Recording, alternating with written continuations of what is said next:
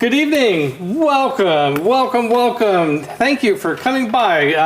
This is Actoroke, and we are playing in the world of Chaldea right here on Gen Con TV. So we stream Wednesdays at 6 p.m. Pacific time on twitch.tv/Gen Con TV. See, I keep working in that Gen Con TV every chance I get. That's right. Tonight we are playing Burning Saratof, a game about political intrigue, using the Burning Wheel game by Luke Crane. I'm your host and your Dungeon Master, Peter Adkison. My pronouns are he, they, and I am joined tonight by 3 of the 9 cast members for this campaign, which I will now encourage them to introduce themselves. Absolutely. Hi, I am Marcus, he, him, and I will be playing Ollie, who's also he, him. Ollie is a human summation on the Imperial Council of Commerce. Hi, my name is Sarah Moore. My pronouns are she, her, and I am playing Lenora, who is also she, her.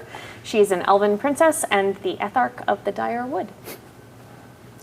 Hello, my name is Damon Van Heat. My pronouns are he, him. Tonight I'm playing Feldspar Steadfast, also he, him. He's a dwarf, if you could not guess by the name. I'm also the Master Tectomancer of Clan Steadfast. Ooh. Excellent. Thank you very much. We are going to be playing a video shortly, which is not the normal way we set. So let me explain why and what this video is about. So in this game, I have 9 players, and I play 3 players at a time. And so that means after every third game, we start over. And those first 3 sessions were all happening sort of in the same time frame. And then between each of these clusters, there is a meeting of the Council of Consuls, which is the primary legislative body of the Empire. And we put together a little video that will be a surprise to the players, even though they have bits in it. And we're going to play that video. And while we're playing the video, feel free to be thinking about your beliefs.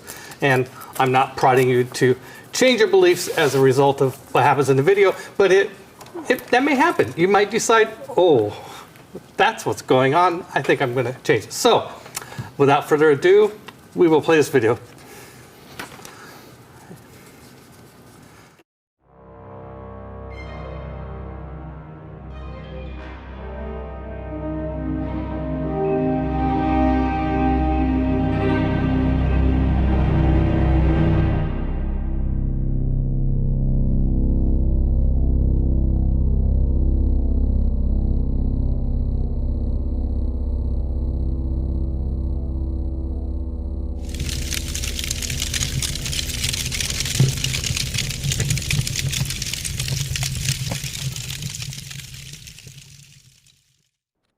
The Madava Room is an awe-inspiring chamber, its massive stone columns reaching skyward to support the ceiling.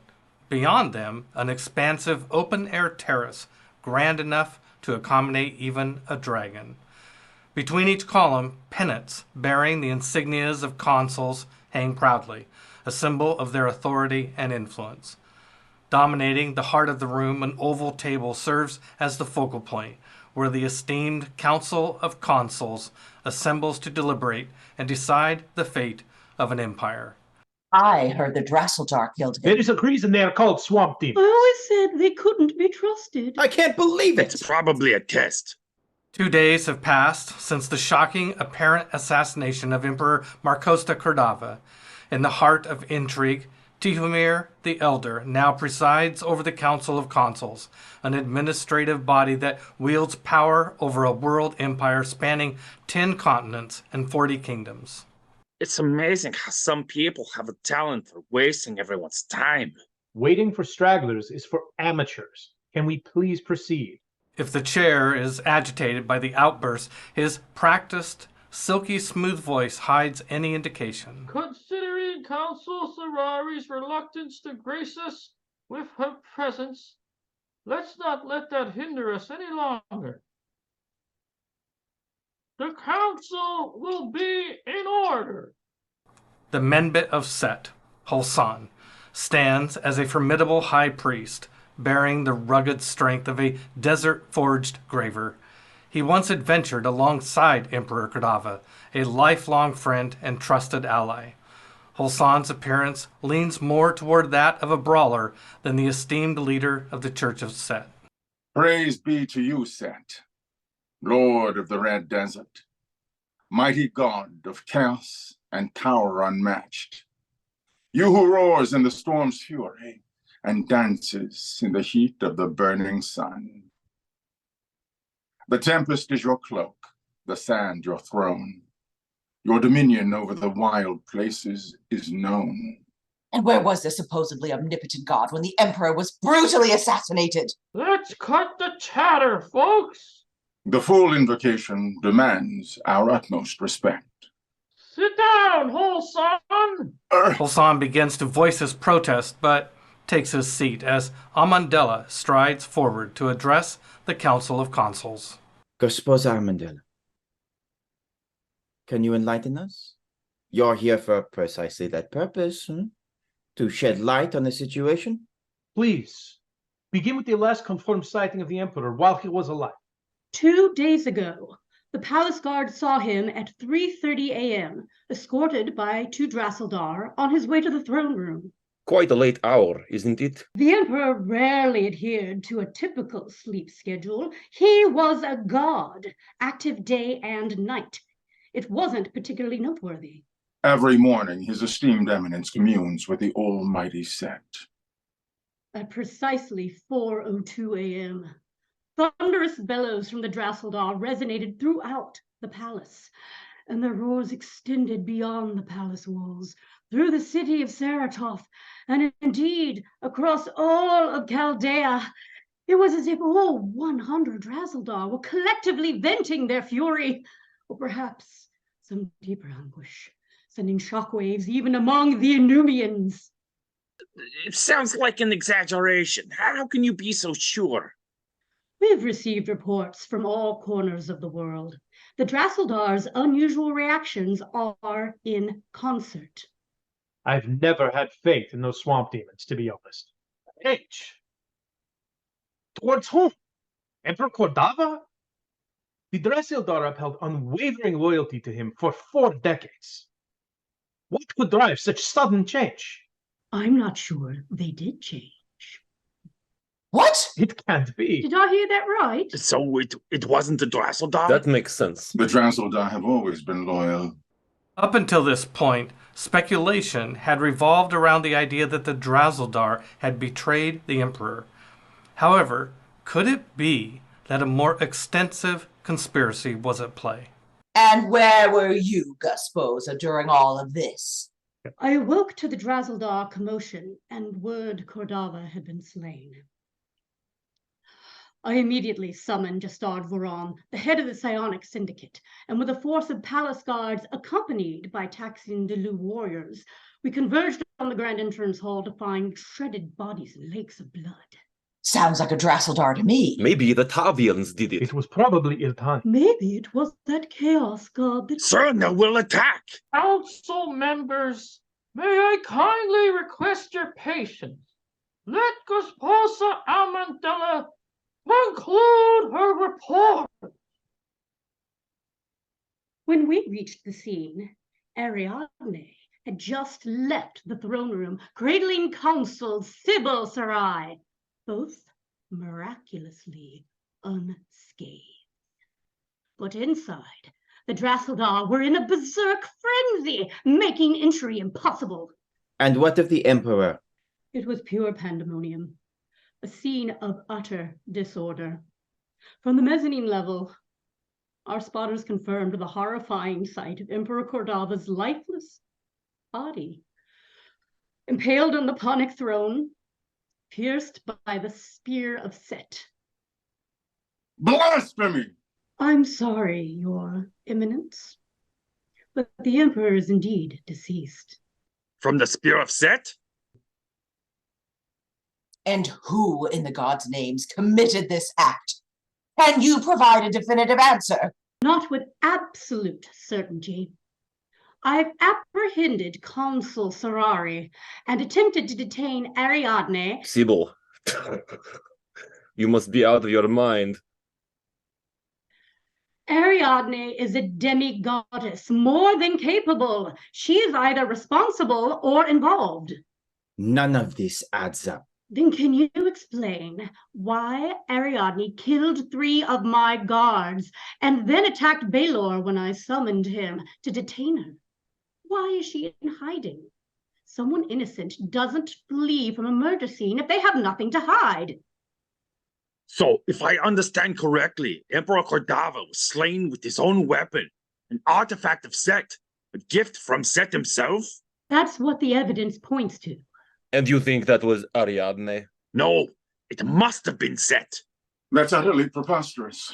Is it though? Who else could possibly possess the power to bypass the Drasseldar, disarm Cordava, and then turn his own weapon against him? If Set were behind this, I would have sensed it. I would have felt his presence. Spare me, Hosan. You're only occupying that seat due to your friendship with the Emperor. So it appears the Drasseldar didn't rebel against Cordava, contrary to the rumors circulating. They were, in fact, attempting to safeguard him. And it seems they continue to shield him, even in death. More like shielding the evidence. Shield him from what? And more Drasseldar are coming. How do we bury him? Where will we put them all? I thought gods were immortal. It certainly wasn't Set. Can we be absolutely certain that he's truly deceased? Aren't there special rules for gods? You don't seriously believe he's feigning death, do you?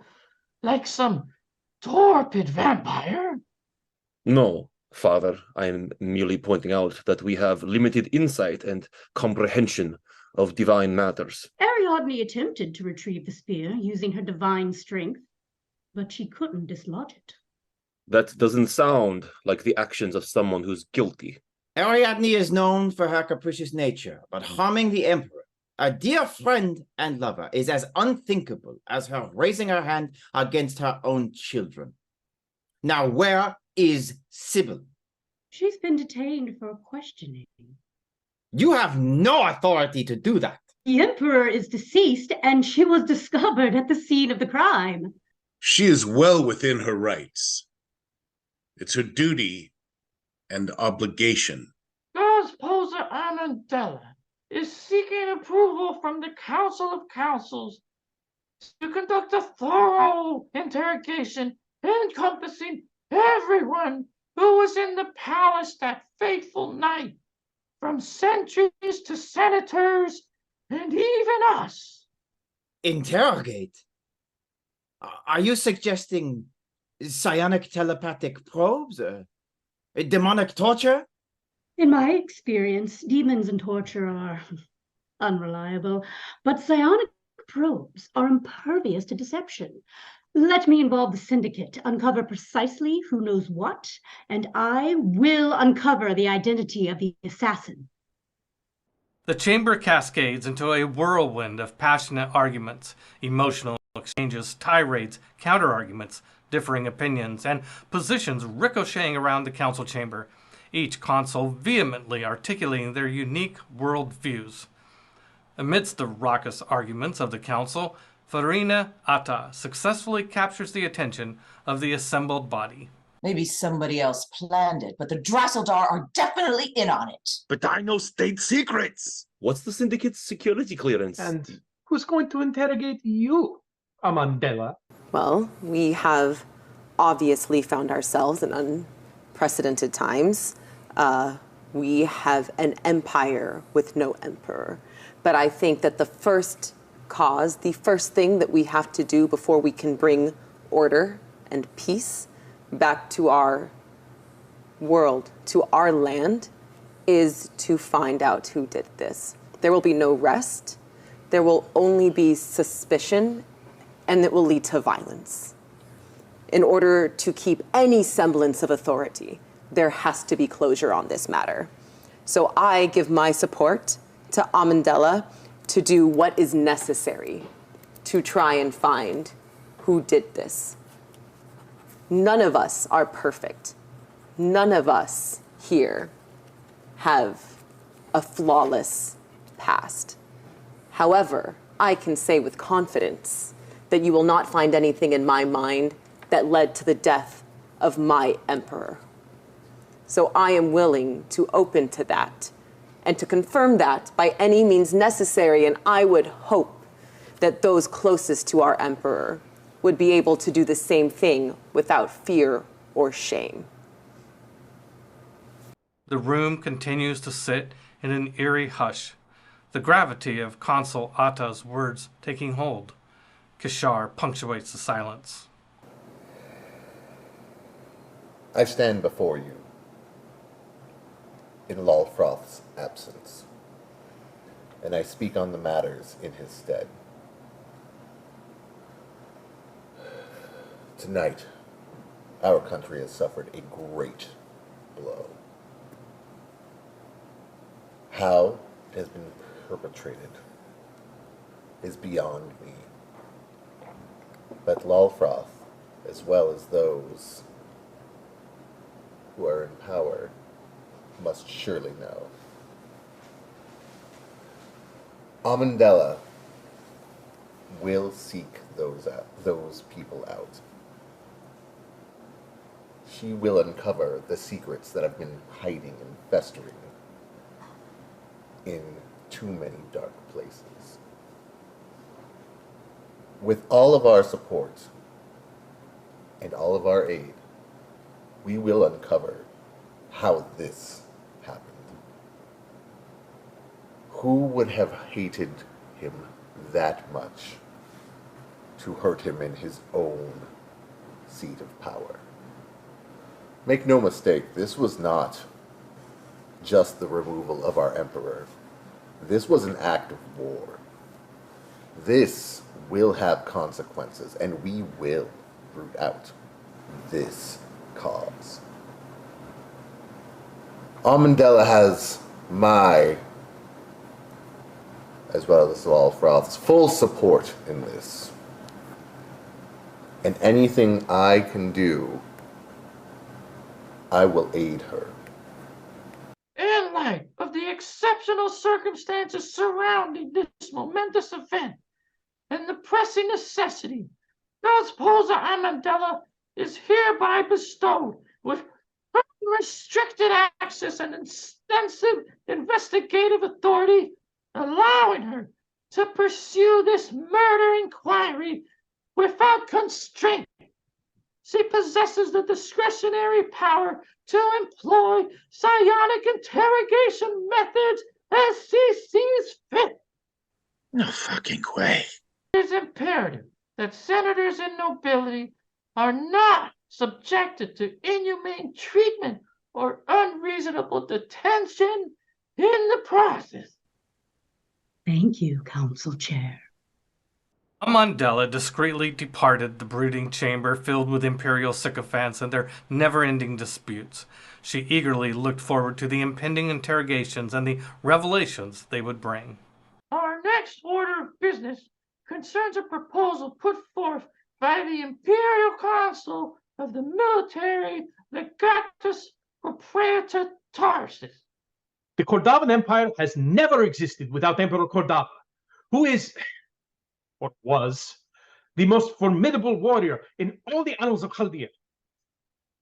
With both him and his Dracildar absent from the chessboard, there's a likelihood that some kingdoms will test our strength and resolve.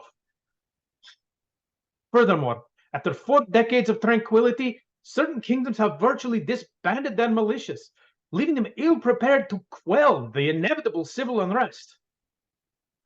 I appeal to the Council for a broad mandate to employ the Imperial Army in asserting control over any kingdom attempting to secede from the Empire, and to assist in preserving the peace within any kingdoms in need of our support.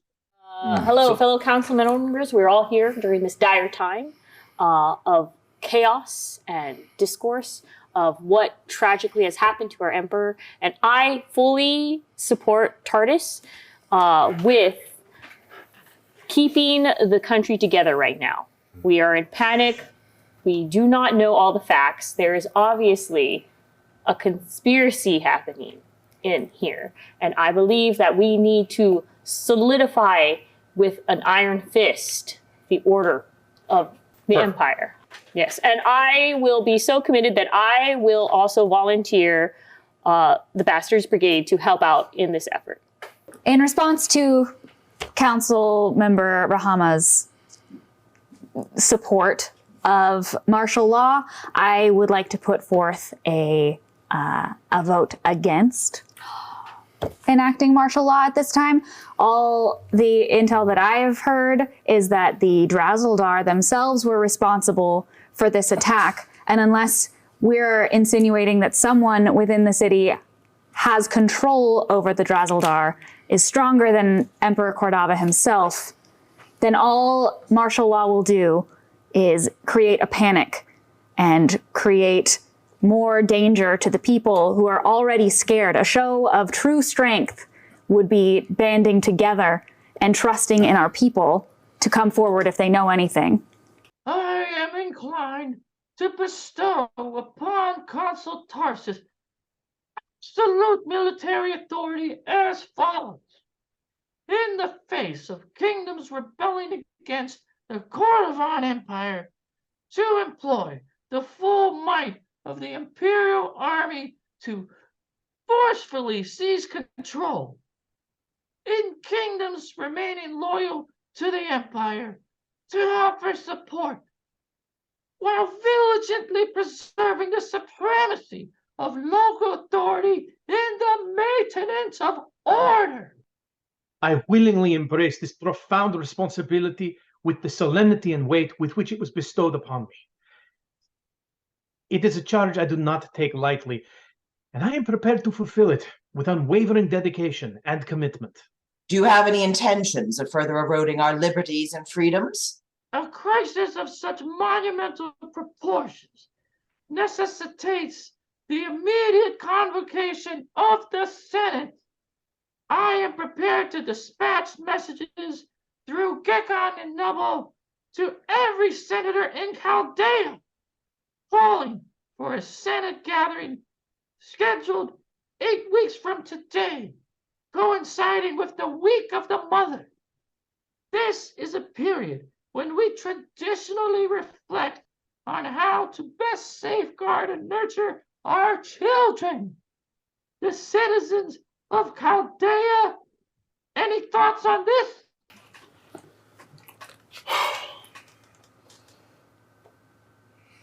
Members of the council, I do not wish to mollify you with coddling sentiments. These are the darkest days of our great empire, and they will no doubt be followed by many darker nights still. The demigod, our emperor, Marcosta Cordova, has been struck down, and we are left in dire need of a solution for a world we never imagined. Though our military is mighty, and our thirst for answers great, what we need now is guidance. I second the Senate Chair Tiamir's call to summon the Senate and preserve the Empire.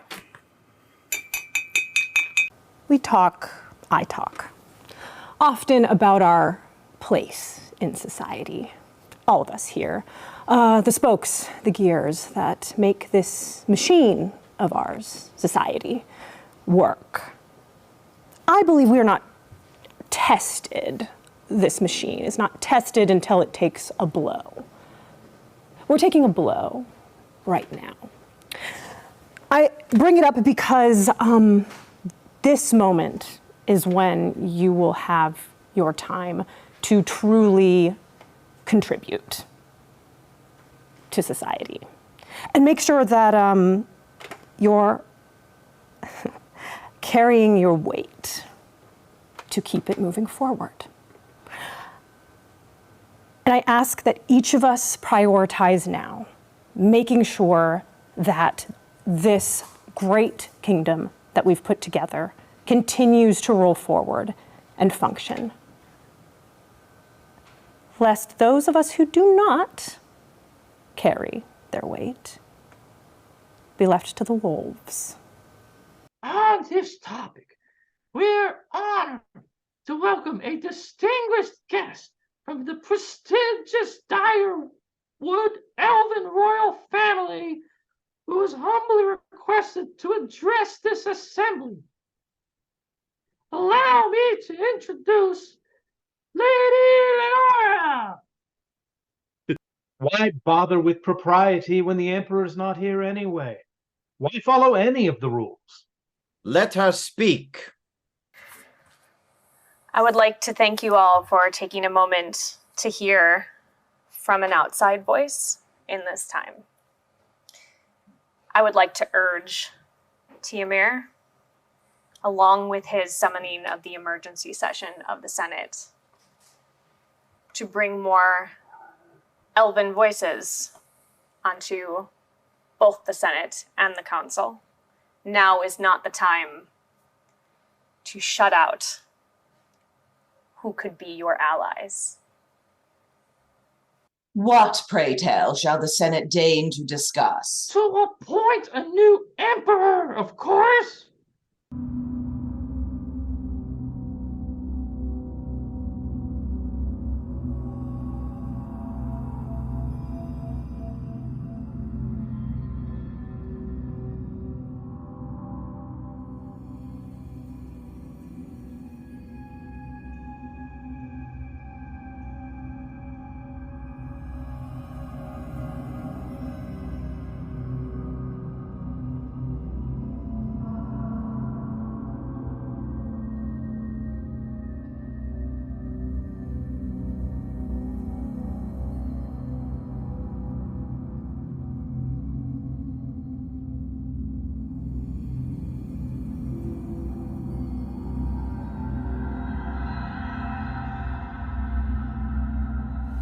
Well, thank you for joining us. No. I felt did a lot of good role playing tonight, everybody. That was great. Yeah, Nice it was job. fun. We had a lot of fun Character with that. advancement? Yeah, we were back to Zoom acting and all sorts of stuff. Yeah. Brought me back.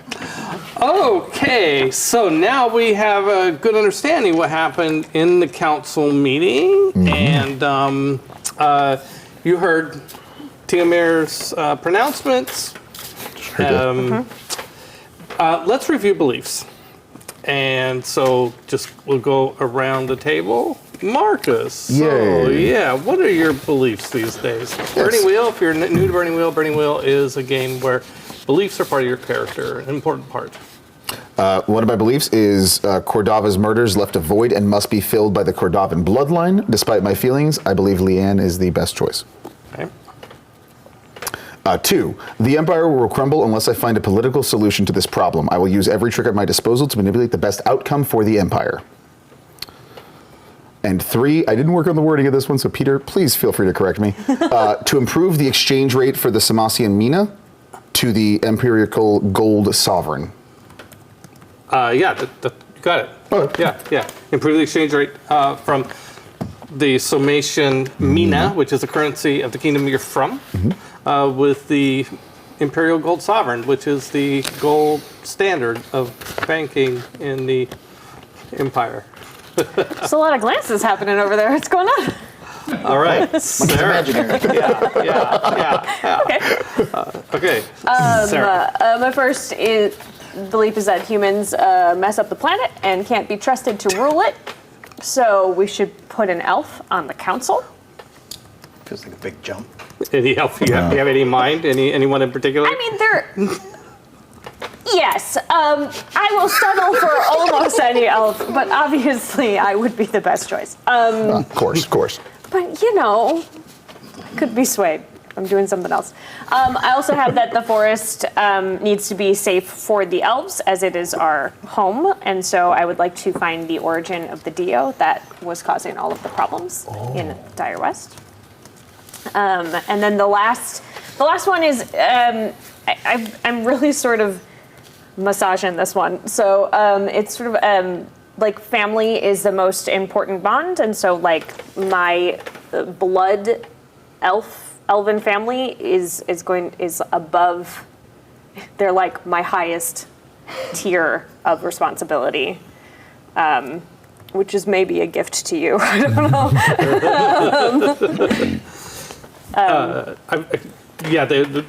I didn't quite catch what you mean. Do you mean your personal family? My personal family. Your personal family is more important than the other elves? Is that what I heard? Yes. That is what you heard. That is correct. You're welcome. All right. Okay, so great. Okay, and Damon. Yeah. All right. So my first one is that a guild contract with Consul Sybil Serrari would be a very lucrative commission for me. My second is I will always learn what I can about Laufroth's machinations and drives, because I don't like that dragon. Down with dragons. Down with dragons. My third one, which came out of the last session, is to discover what caused the severing of the vault. And because I am a dwarf, I also have an oath, which is a bonus belief that I get here, which is always consider the voice of stone. And that is an oath that I gave to the Tectomancer Guild Master. Excellent. Excellent. Okay. Great. So, a couple of the beliefs, I don't want to take extreme time to workshop them a little bit, but I will help you. You know, your beliefs are getting a little tighter, a little easier to define. That's the thing about beliefs is we want to be able to tell when you've worked towards it and also when you've resolved it, like when you've completed the belief and moved on. So we'll think about that. So, but we're going to press forward. So I think these are good enough for tonight. Okay, and do good and better than what you had before. So we are improving. They're better than good. They're good enough. Yeah, no.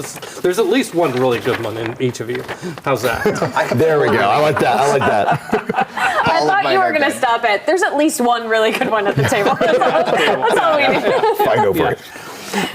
Yeah. So, okay. So at the end. Oh. Could we do our safety discussion? Oh yes, safety discussion. Yes. Thank you. You're welcome. There's so many things going on this evening. I'm the safety czar. Yeah. No. Okay, so we take safety very seriously here at Gen Con TV, and that means that we try not to put any player into too awkward of a position, something that they didn't expect to get hit with on streaming on live Twitch television. Most importantly, we follow all the guidelines that are already in place by Twitch and YouTube and Gen Con itself. So things like there will be no child abuse or sexual violence or homophobic or racist sorts of certainly not amongst us players. There are in the world that exists, but we won't use that with each other. Is that fair? And we have something else I was going to say, but I think that's anything you would like to add? Did I cover everything? Oh, lines and veils. And so an X card. So if at any time you don't feel comfortable with something and you can interrupt me or you can shout it out or just like, oh, I don't know how to say anything, I'll just do this. And we'll probably take a break and figure out how we can get back to a place where we're all playing together in a healthy and safe way. Great. Okay? And lines are topics that we will not come up, and veils are topics that if they come up, we won't spend too much time. We won't really dwell on them. So, all right. Thank you, Sarah. Thank you. All right. So, the council meeting ends, and you were in the council. Correct. Meeting, but you came with the dwarven contingent. So you're in the palace. Great. Right. So is to kind of remind you of what the setting is like. There is the Modava room where the council meeting takes place, but all the consuls tend to show up with an entourage, aides and diplomats. And we haven't spent time to fully develop what that looks like, especially for you. But you certainly have a department that you run as a part of the empire. So you have a couple of, you have an aide, a couple of assistants. You're into commerce. So you have like a bookkeeper probably tracking all the things about commerce that are topical for you.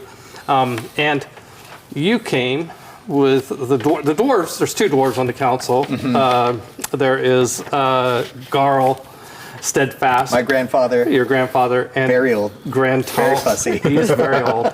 He's as old as Stefan looked there. As yeah. Definitely. Yeah, he's got the full beard and everything, and it's white. And Grand Tall Geldson, which is, he's kind of like thought of as sort of the rock of the dwarven community. He's a very steady Eddie sort of guy. Never drinks before sundown, and some other dwarves. And so you are, and so the entourages wait in a big hall outside. And there's snacks are served, and music Sounds plays. Quiet music, won't disturb what's happening. Somber stuff. Yeah. And of course, not far away are the Drazeldar in the throne room. Wailing. Those great noises. No, they calm down. Okay. They calm down. What happens now is that, but there are other Drazeldar that are coming. You might remember, in the descriptions from the last session, that the 20 Drazeldar that were with the Emperor at the time he died were just going berserk and going crazy, like Amandela reported about. But then a couple other Drazeldar showed up, and there were reports of Drazeldar moving towards the palace. And some of them are very close. There is a legion that is stationed here at the Bastion, and there's another legion over here at Swagger. These are two military fortresses called castrums, and both of those legions have 2 Drazeldar each. Okay. And so shortly they showed up and I assume they're just making the straight line like all the others have, just like smashing everything in their path. Yeah, they don't smash anything in the Imperial Palace. Too much. Just right up to the front door. Yeah. And so the and they're so anyway. So you are all the palace is in lockdown. You're all instructed not to leave, and there are palace guards that are guarding the Legion is out in force. This is 2 days after Cordava's dead. When you guys showed up for council, there are just legionnaires everywhere, right? And there are also Taxian Delu warriors, which are now deployed. These are psionic warriors. They're No, thank you. There's not nearly as many of them as there are, but they're kind of interspersed around. And so you have you've been instructed to stay in the Imperial Palace complex, which is inside these walls. Okay. So you were staying here at the what's it called? The Emissary Palace. And those of you who were planning to leave are given quarters where you can stay. A lot of people are really not happy with this. The people in the entourages are kind of, they're kind of like do what we're told, but the consuls aren't used to being treated this way, and some of the personalities you heard, there's there's a lot of please don't make a scene,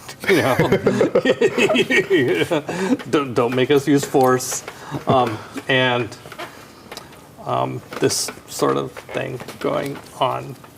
The dwarves are particularly upset because they've got a lot on their mind.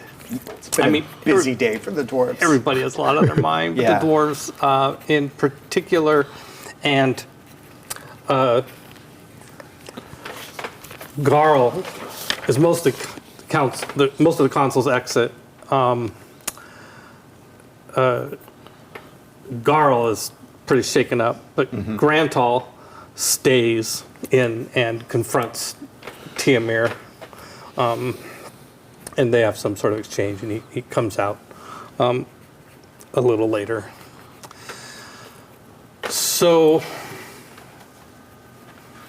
anybody if you want to do or say something along in this point, or just kind of go to your rooms and be good, or what have you? Well, so at the end of the last session, I had sent some poor legionnaire, I think, to go find the elf that the one that I hate. What's his name? It's hard to pick one. Can you be more specific? Yes, Ventus. Ventus. Yeah, I was like, Go find Ventus. yeah, I wanted yeah. to know what, like, he's been here, Right. and I want to know where he's at, what's he doing. he knows, and what, yeah. Right. So I had been like, go find him, and Was that after the council meeting or before? It was just sometime during our session. it was during the session when during we the very were. end. Yeah, it was. I think maybe before the council meeting. Before the death. and Before the destruction, death, Okay, so let's say there's time to gotten back to you on this as you're coming out of the console. That legionnaire is waiting for you and Wonderful. flags you down and very nervous around you because you are an elf and. Thank you for Elves are noticing. very statuesque and true. very beautiful and very. Really pretty. It's making him real nervous. Yeah, it's making. Understand. Yeah. So he has, according to, he says, according to asked around, and Ventus is he's an apprentice of. Yeah, Loudfroth. Right, Yeah. yes. And Yeah. so I sent a message up there, and the message I got back was that he's not in town right now. He's in Dorsang. What is he doing there? He went to Dorsang with some friends of his. A while back. He's been there for a while. He went to Dorsang with a couple of dwarves.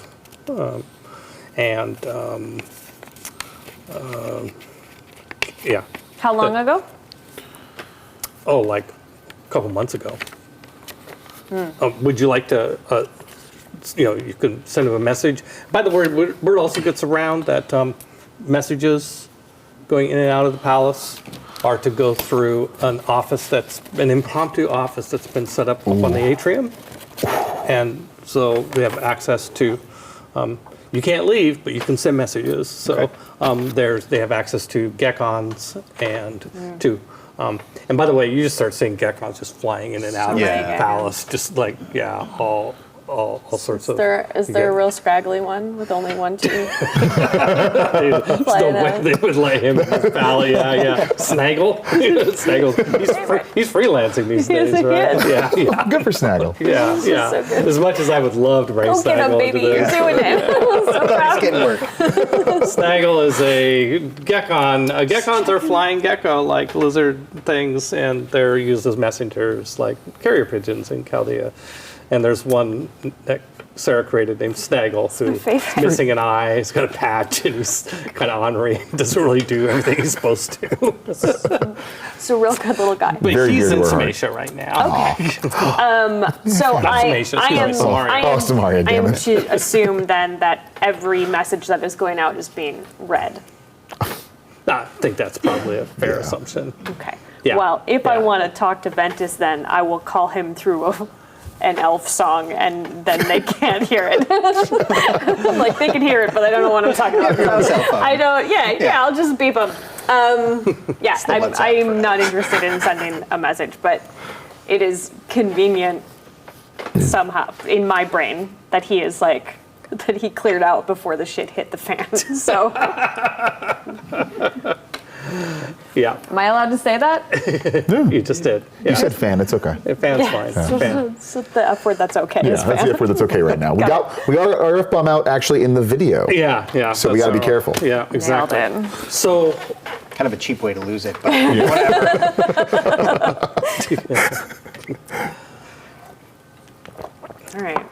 Well, I mean, I don't like him, and so I'm not sad that he's not here, but Okay. at least So do you go to your quarters that you've been assigned? yes. Yeah. And Great. So there is a. Yeah. So this same legionnaire is like well you know it's comes with you, and is like going to hang out. Like you need something, I'm your guy. I'll let you know. There's only so much I can do, but he's kind of like me, kind of tongue twisted, but for different reasons. For me, I just generally have trouble talking while I'm DMing, and it really gets in the way. But he's having trouble talking because you're so beautiful. I feel like it would be super helpful for me if you just hung out outside the door. Yeah, absolutely. Just in the hall, and then if I need something, I'll pop my head out and I will let you know. That's the way it usually works. Yeah, And and I'll let you know if when there's a shift change and somebody else comes. But I'm pulling double shifts, so yeah. Great. Anything you need, let me know. Thank you so much. You got stuff to eat in there, everything, right? You got I do. Right. Okay. Great. Okay, so you go into your quarters, right? Like hang out or? Yeah, you wanna? So you're in your quarters. Shut the door. Yeah, you hear there's a Ariadne pops in. Great. So bad. So Ariadne is a elven demigoddess, and she's kind of a rowdy, crazy character in this story. She's the, I don't know, you don't call it a MacGuffin, you call it a red herring. No, you don't. No. She's just a full, I don't know what she is. Structurally, plot-wise. Listen, we did not hold her up as a good example of an elf. She is not well respected by elven communities. Lots of humans think she's great, though. Yeah, they would. She's pretty violent. The worst. She's like, wow, what a council meeting that was. Yeah. Yes. Yeah. Hi, by the way. How you holding up? Okay, quite well. Thank you. She's showing signs of stress, like physical stress, like scars and stuff. Like as a goddess, it's pretty rare, but like she's got bruises. I mean, not horrible, but like, you know, just like maybe the healing energy hasn't completely, or maybe she just hasn't had time to like do makeup or anything, you know. Still looks hot. So, obviously. What? Sorry to pop in on you like this, but I can't really pop in out there, you know. Like I know it's really disrespectful and all that. I've been told, but. What has happened to you? Oh, it's a long story, but hey, here I'm just here to. You want out of here? I'm happy to take you somewhere. If you don't want to have your brain scribed by these frickin'. I mean, you'll be defying Teal what's-his-face's orders by doing it, but, you know, if you care about that more than I do. Before I give you an answer, I'm just wondering, there's some rumors that perhaps you are responsible for the death of the Emperor? And I just... You just want to have a quick check-in before I go anywhere with you. First of all, I think that's a compliment that you think I'm powerful enough I could have killed Granava. But no, I didn't kill him. Oh, I like Granava. Granava made me queen of Latium. Yeah. You know that, right? I do, but you're and you know, like, I'm BFFs with one of his lovers. And we're all following that quite closely back home.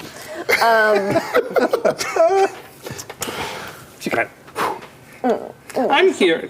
But hey, listen, here's the deal. Right? Yes. Right. I'm listening. You know that little song. And by the way, I do know the song. You know that she's put up some sort of energy shielding around to you guys, There's so a bubble. nobody can hear us. There's a bubble. Yeah, you know that little song that I do. you and I were both singing. Yes. And other elves were singing. Right. Yeah, you can't let. I mean, it's going to come out eventually because like every freaking elf on the planet was singing at the same time. But I mean, how weird is that? Like, that's weird. That's coincidental. I don't know what was going on. Do you know what was going on, by the way? But I can't let. I don't recommend. I can't let. I'm not. You can do what you want to, but I don't think it would be a good idea for Amandella to find out about that. About the song that everybody heard us singing. At the same time the Emperor was killed. Right? Right. So,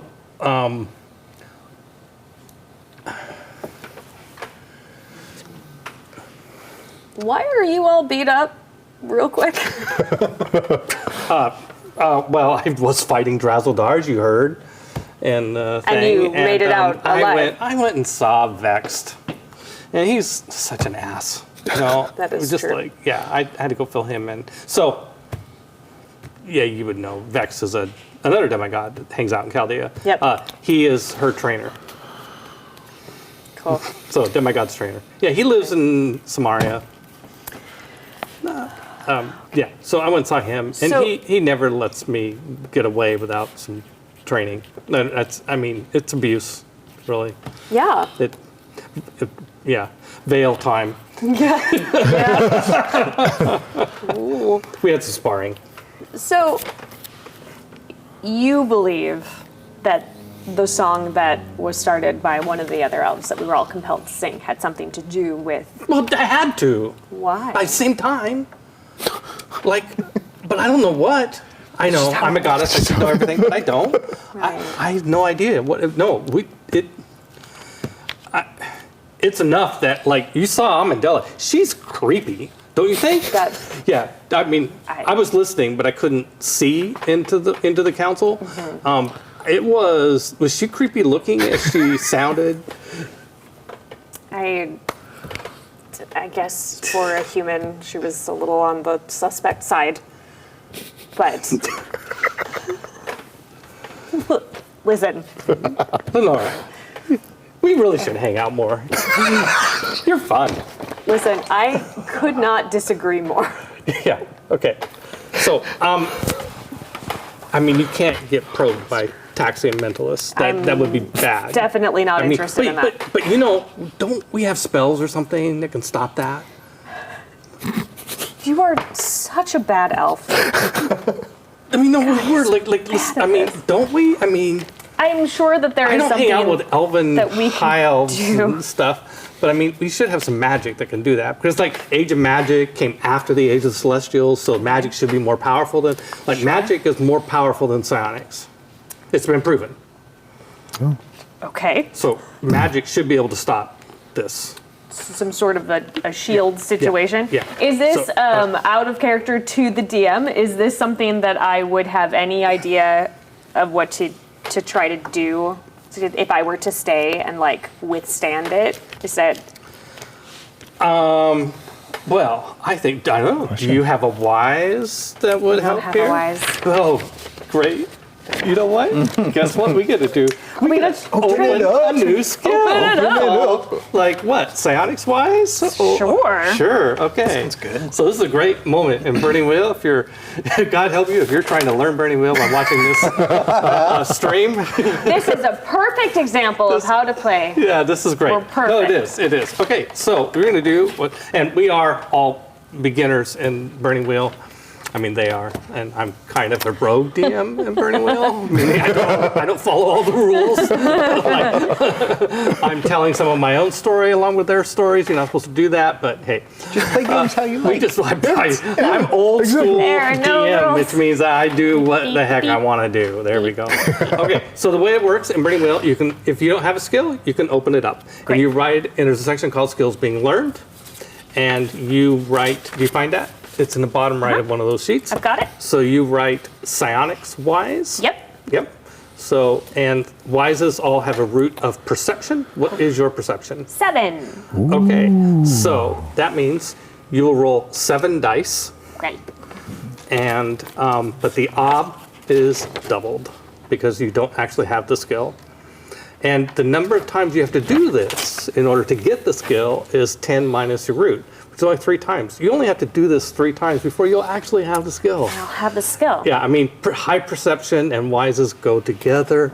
So silky smooth. I do have a quick question Yes. as to which Anumian is in the sky to see if they perhaps would be interested in assisting me in some way. The Anumian in the sky right now, as of this morning, is Ballerina. Okay. Ballerina stands for discipline. Because to be a successful ballet dancer. For sure. It takes a lot of commitment and a lot of discipline. Oh, yeah. And that is, yeah, that is. Do you have the astrology skill? I do not. You could open it. No. Open both. It wouldn't. You can't. You could try and open it, but it's not going to help you in this role. I think that seems to border on mongering. So I'm going to retract that suggestion. And so if you let's see, discipline here is. I don't know if you were really disciplined. Maybe you'd already know how to do this. Wow. Goodness. That sounds like a no. That sounds like a no. That's all right. I mean, I don't wanted see to a check. Yeah, I can't see a connection with it. Yeah. All So right. okay. So now you have 7 dice. I have 7 dice. But wait, we have to establish what the ob is of the roll. Okay. So what do you want to know or establish? You want to know if there's a spell that stops, or yeah, that would like shield. Like yeah, or is there something else you want to know? No, I think I'm looking to see if there is an elven spell that I could use elven magic to shield myself from that probe. Mm-hmm. That is what I'm looking for. Okay. I think for to understand whether there is, well, you might have an elf. By the way, I'm happy to have you do psionics wise since we've set this whole thing up. Okay. But if you have an elf magic wise, I do not. Oh, okay. So, if there is a spell that will do this, wow, that's a pretty complicated thing to 100.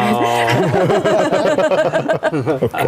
I'm going to call that an ob 3 test, which is double to 6. Cool. So, yeah, so you have to get to 6 successes with 7 believe in dice. you. That's going to be a little tricky.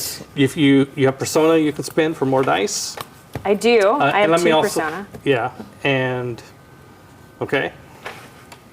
Sure, let's do it. Let's use the rules. I'll Yeah. spend 1 persona. I do recommend for- never using your last persona. No, I've got 2, so now I have 1. Okay. All right. Mark it off.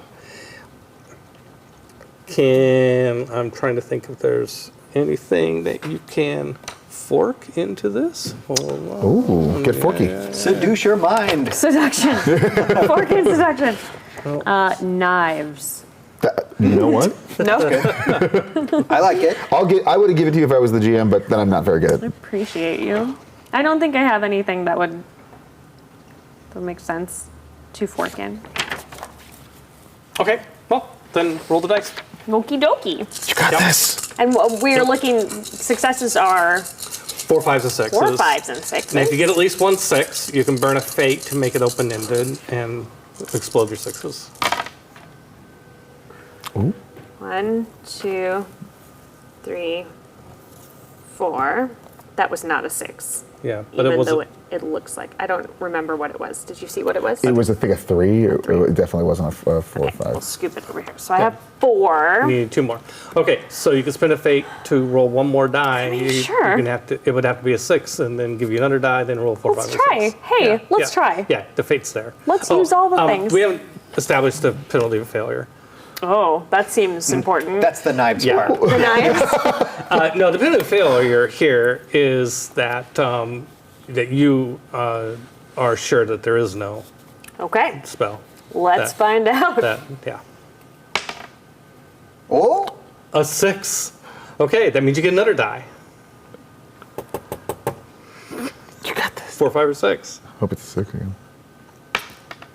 6! You got it. I yelled, sorry Wow, about that. that's how it's done, boys Do and you want to girls. keep going? I get another You one. don't know it yet. There's no need to. That's so Keep good. rolling until you knock out the GM. Okay, you got a successful test. I did it. Nice job. Now you're running the game. Trade seats. Oh, that's good. Yeah, That's there really is good. a spell. Great. Talith knows a spell. And I'll give you a little extra knowledge along with it is that there is a spell, and the way the spell works is that it takes your mental consciousness, to the elven homeworld, Oh. where you're not so much immune, but you have access to companions who will help you there during a psionic interrogation. Great.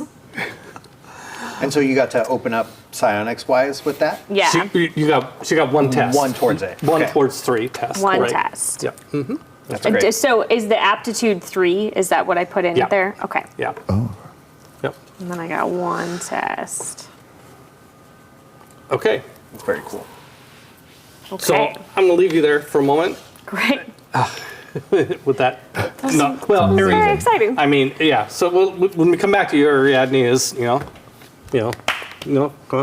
what do you want to do, right? Oh my God. Okay. Well, come on, let's go. I got other stuff to do. Calm down. Calm down. Well, this is why we don't like you. You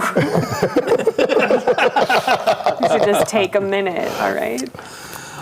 Okay. So let's go to Ollie. Okay. So first question: are you complying with? Are you?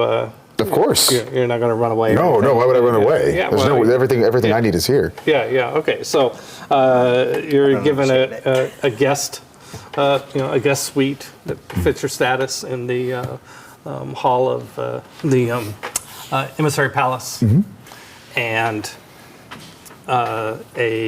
you're assigned a legionnaire who is there to and you have it's a suite with multiple bedrooms for your whole staff, so that you have your own, so you have your own some privacy, but you'll be nearby the other people in your retinue, and yeah. Okay. So they're requesting, that we stay in the palace, not just in our rooms, or is it specifically in our rooms? Well, you're to not to leave the imperial grounds. The imperial grounds. Yeah, okay. no, you're given a room. You don't. I mean, you're shown to where your room is, but if you want to walk, if you want to go, I would go to the cafeteria or something. to be safe. I would love to see if Leanne is available. Oh. To send someone to her. Okay. With some information or a request for a meeting of some kind. Interesting. So, so do you want to scribe a message and have the message See, sent to her? I feel like that's I probably wouldn't. That's the thing. Yeah. Well, I don't necessarily don't want anyone to read this, but it would probably be better if I reached out to her through someone on my staff than a Gekon. Having someone go check or just go to her myself. Yeah, your staff are locked here too. They're locked here. Okay. Nobody's leaving. Last time I checked, she was on the grounds. She was still on the Imperial grounds. No. You went to her palace. Is it here? I don't remember where we cited, but she doesn't live in the Imperial complex. Okay, that's why I was confused because I ran straight from we found the news of him dying, and then I came straight here, so I think I was off. Yeah. Okay, then I would definitely. She's probably. I don't know if we established it, but she's probably got a really nice. Then definitely Gekon. palace, Definitely by Gekon. but over there somewhere. Yeah. Just do like an elaborate smoke signal situation. I just love having We have our this own code stick, and language. I can just point to things. It's just If really I point to it, great. you can just smack me away like I'm in Catholic school. Oh, Marcus, don't tempt me. My goodness. Black. Okay, so you're gonna in the privacy of your room write her a letter. Yes, I'm going to write her a letter. First off, checking in on her. Of course, letting her know that this is a terrible time for her, and if she needs anything, please let me know. But it is also stressing the urgency of a meeting with her. Specifically the phrase, I need you. It's so funny that you mentioned this. It's so funny that you want to meet with her. Okay. She's the killer! Hey, spoilers, Spoilers, man. guys. Sorry. There's a not to have a recurring theme of intruders into the palace. But we have a recurring theme of intruders into the palace. I mean, without the Emperor here, maybe not all the security is working the way it's supposed to. Who knows? Whatever it is. So you are in your room working on this letter, and you hear someone say, excuse me, please don't be alarmed. And you look up, and there's a woman in the room with you. It's nobody you know. Okay. She looks kind of human, like maybe half elf. Oh. Like human or elf or some. I mean, she has some slight elfin type features. Okay. So she's clearly not sort of a pureblood human, if you will. Or she's something else entirely. I won't be alarmed if I know your name. Oh. I'm Tasia. Tasia. What business do you have here, Tasia? First of all, my apologies on the intrusion into your personal space without warning. I understand that you are good friends, perhaps, with Princess Leanne. Yeah, yes. And that you are loyal? Without a doubt. That's my understanding. I need to go see her. And I don't know her. And I don't want to surprise her the way I just surprised you. I think it would be best if you could get me in to see her. Well, her father was just murdered by someone we don't know.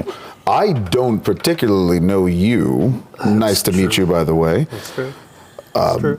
However, I feel less inclined of introducing you to her without more information. So what can you give me? I understand. There are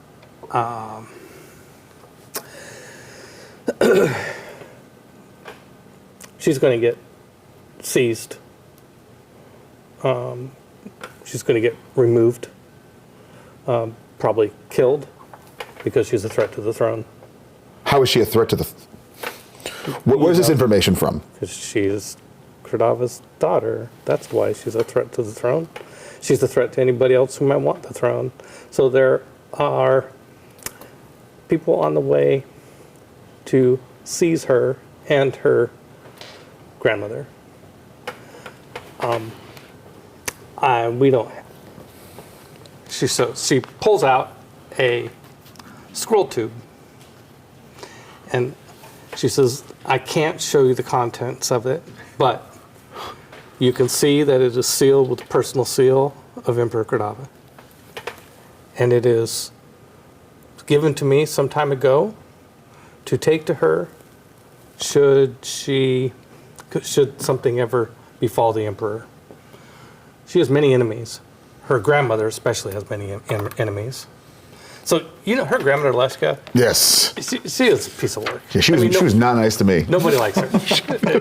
Yeah. So, I would like to take you there, and by having someone with me who knows her, I think she'd be more inclined to listen to what I have to say and to read this message from her father. Let's say I believe you. Let's say I go with you. Mm-hmm. I want you to be aware that if this is any kind of game, I will make sure you do not live through it. She kind of smiles. I understand. Let us go. All right. Okay, so she goes over to the window, okay, and she unstrings her bow. She has a bow. Yeah. Obviously. I mean, if you'd asked what she looked like, I'd have said something. But, you know, she's got a bow. She's got a bow. She's got a sword. She's got weird armor that looks kind of alien. Yeah, okay. She's like, there's nothing that looks kind of normal Chaldean. Okay, Russian, very. like Summation, the sort of the things trust that this chick. Yeah. she's just weird in a lot of ways, right? Oh, no. And she opens. You look out the window, and she steps back away from the window. She, not towards you. Yeah. She takes out an arrow or a quiver, draws this arrow, and lets it go. Okay. Now the arrow, you see the arrow leave, and as it leaves the bow, the arrow turns invisible, so you don't see anything happening out. You don't see the arrow go, especially since you and her get sucked up behind the arrow and end up following the arrow through the air. Oh, gosh. Magic. I bet that feels weird. Yeah, I get to use Nauseous. the pointer again. Yeah. Yeah. So let's say her palace is. Let's see. Yeah, she's got some really nice house over here somewhere. So the arrow. Well, you can't see what it's doing, but you're following it, and you guys are also invisible, and you're following the arrow over to where it lands, presumably in the yard, in the courtyard at Leanne's.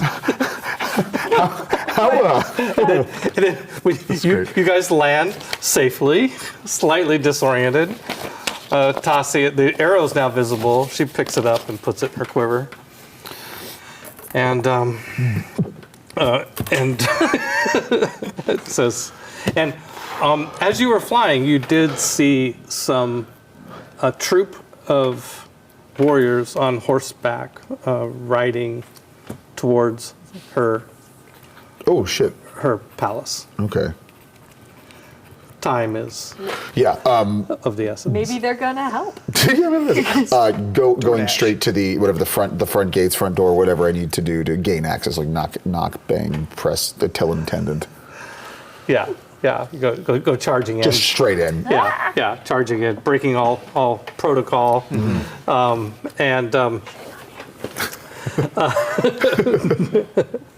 so, well, she does have guards. Although they see you're familiar. Tasia doesn't look so familiar. Do you think that? Wait here. Yeah. Wait here. Yeah. And then I will go past. Yeah. She waits there, Okay. and so there's guards on her. A couple other guards are following you, like what's going on? What's going on? And the bells are ringing and so on. Which direction did I notice the riders on horseback? Yeah. Which direction was that, like, roughly? I just tell them that the direction where I think there's a threat coming. That's what I tell the guards around me. Yeah. Okay. Okay. There's the threat, the hypothetical threat that's coming, and there's you, who's right here. Correct. So, one of them double threats peels off. It's like, okay, go take a look. Okay. And Leanne, comes rushing down the stairs. Okay, what a surprise. I wish it was under better terms. Your life is in danger. There are people coming for you. You are apparently a threat to the crown, the people who want it. We need to get you to safety. We need to secure you. You are the only hope we have. I need you. And Leshka comes out. What is this?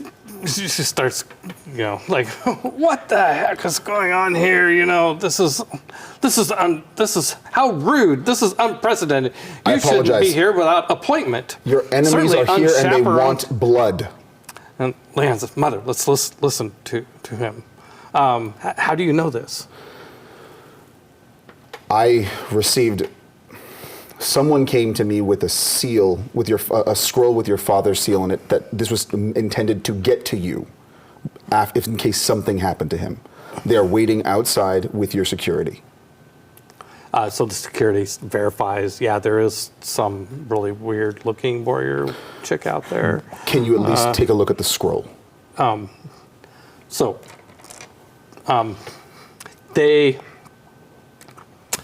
says, "We'll let her in." She says, "No, don't let her in." They have a little squabble, but the guards look at Leanne. They seem to take better direction from her than Leshka. I mean, Leshka's never agreeable, so as when she comes in, when Tasia comes in, I will still kind of stand a little bit in between Leanne and her. I'm still on Leanne's side. I'm nervous about her. Tasia comes in. Princess Leanna wishes under better circumstances. I am friends with your father.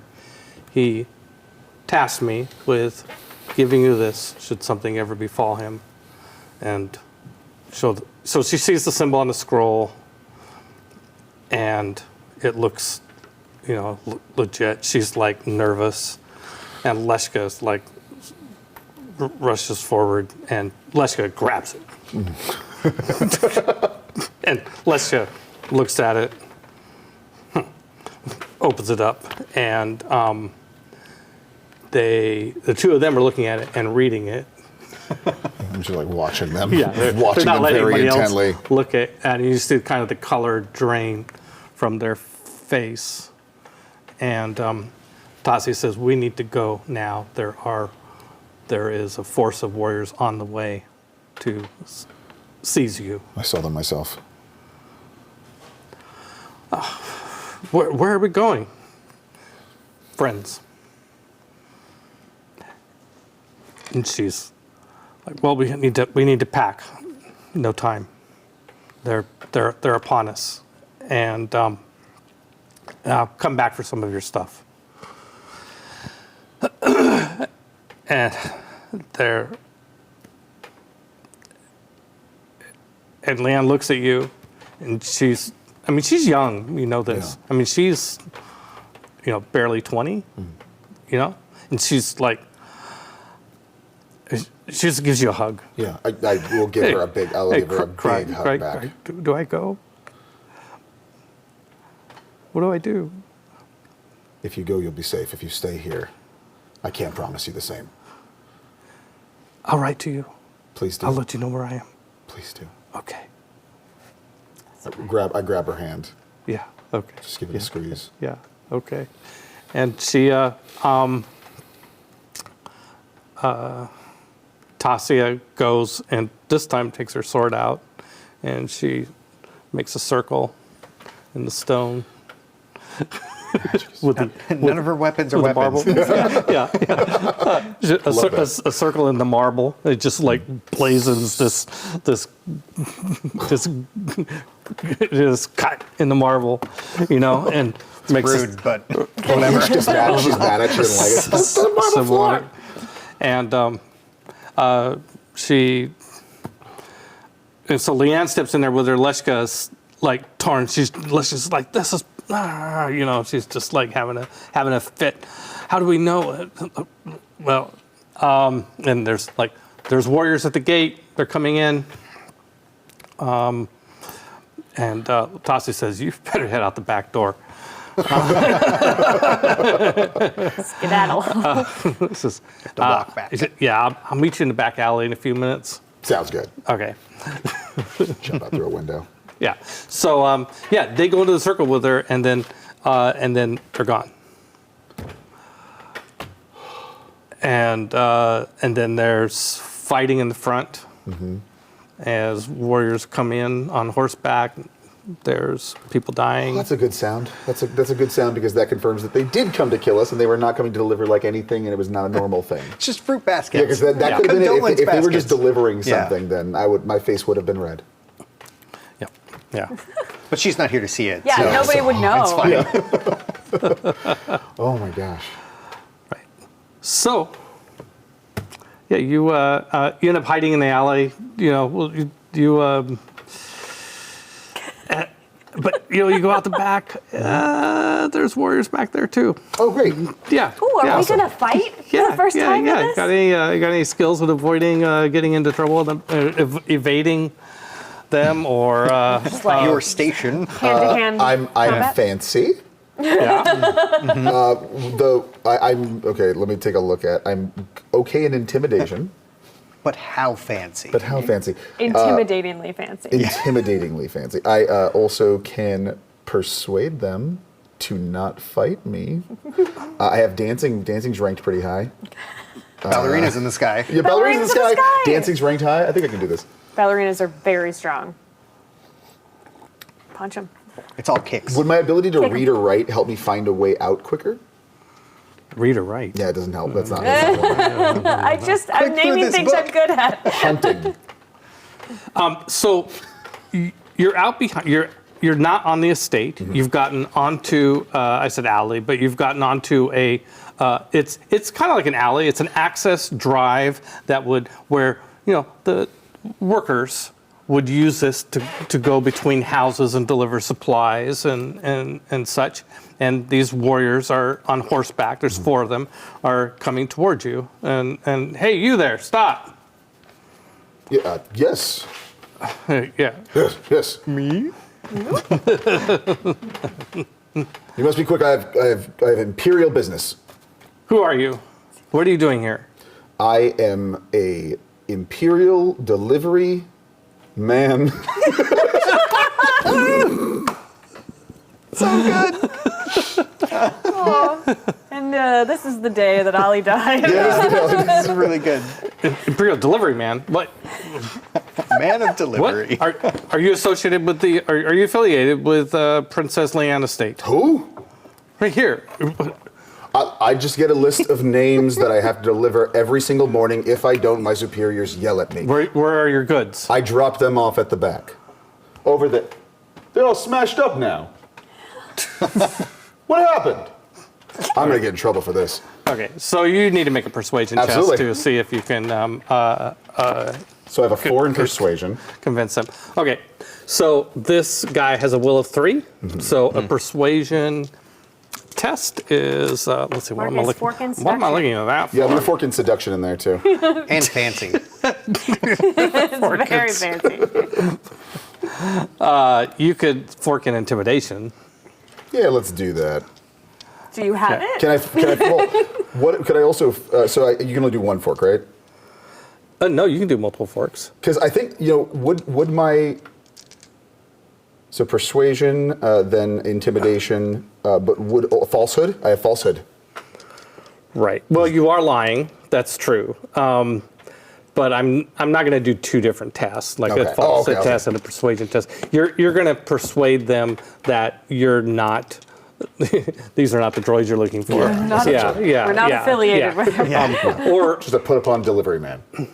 Or you could try and intimidate them and how dare you swords mess? and knives. But you've already said you're a delivery. Yeah. But there's also intimidation by position. So if you just said they're I am trying to an kill, imperial. the emperor's. I feel like that's gonna. They're not really scared about my position. I think they're more likely to let me go if I convince them I'm not a threat to them. Yeah, I think that, given that you already said you're a delivery man, I think I'm going to rule out the intimidation angle.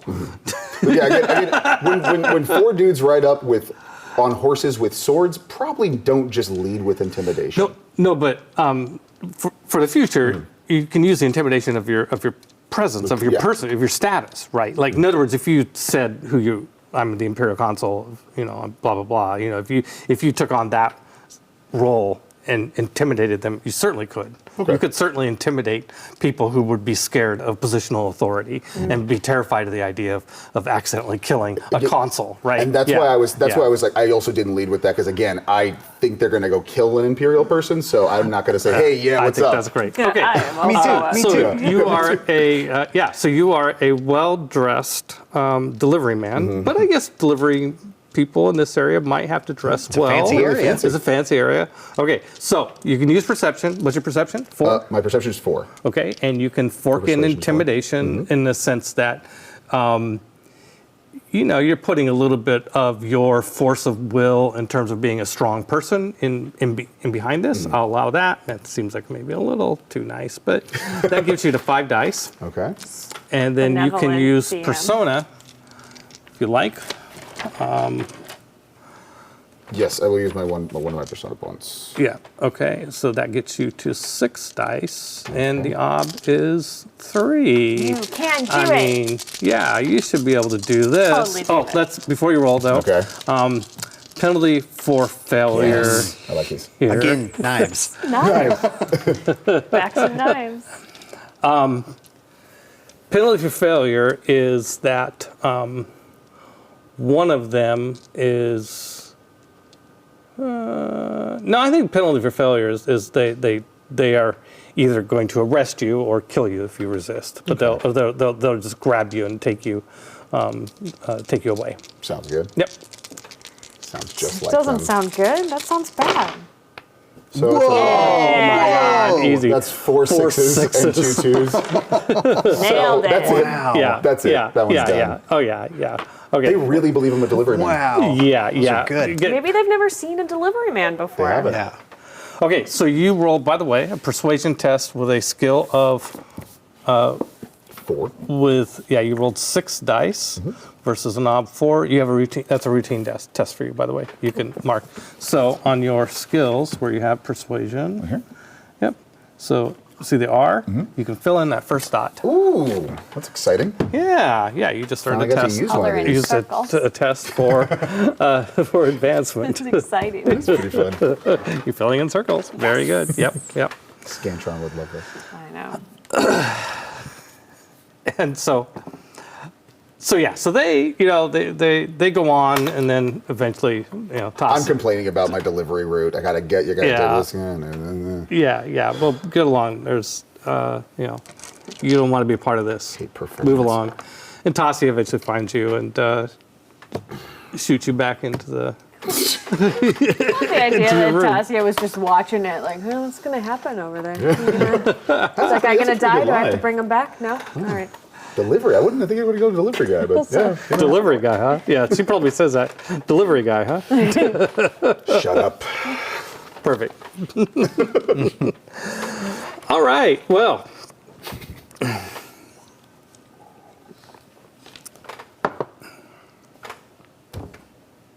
The dwarves. The dwarves. Uh-oh.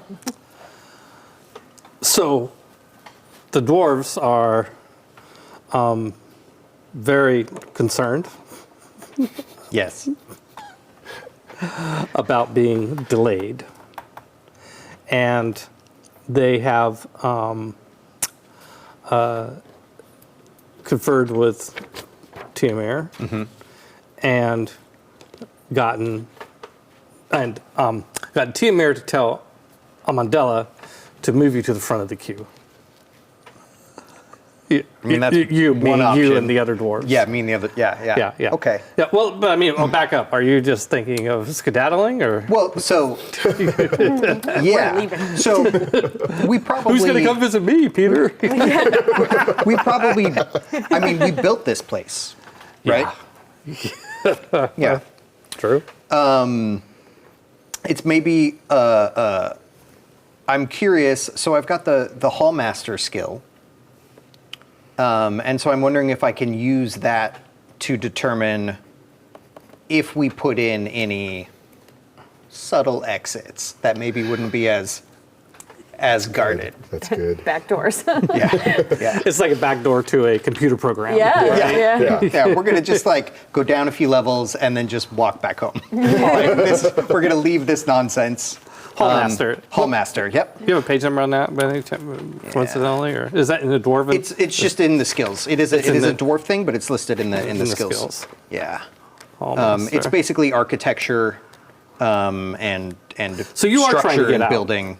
I mean, that would be the suggestion that I put forth to my grandfather. Feldspar is taking his ball and going home. Because page 276 there. Yeah. Because we have had a busy day. Yeah. And letting that woman root around in our heads seems not great for any of us, considering what just happened before we came here. Yeah. True. I mean, none of them like the idea. Yeah. Of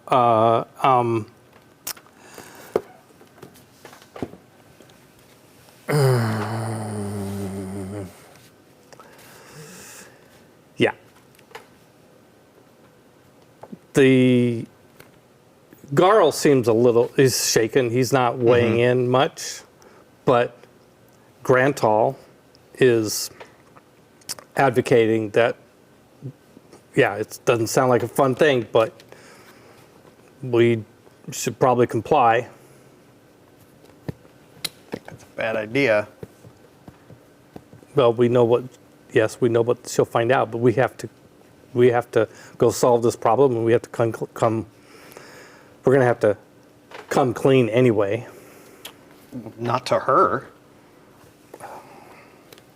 Well, and it won't just be her. It'll be some Daxian, some mentalist.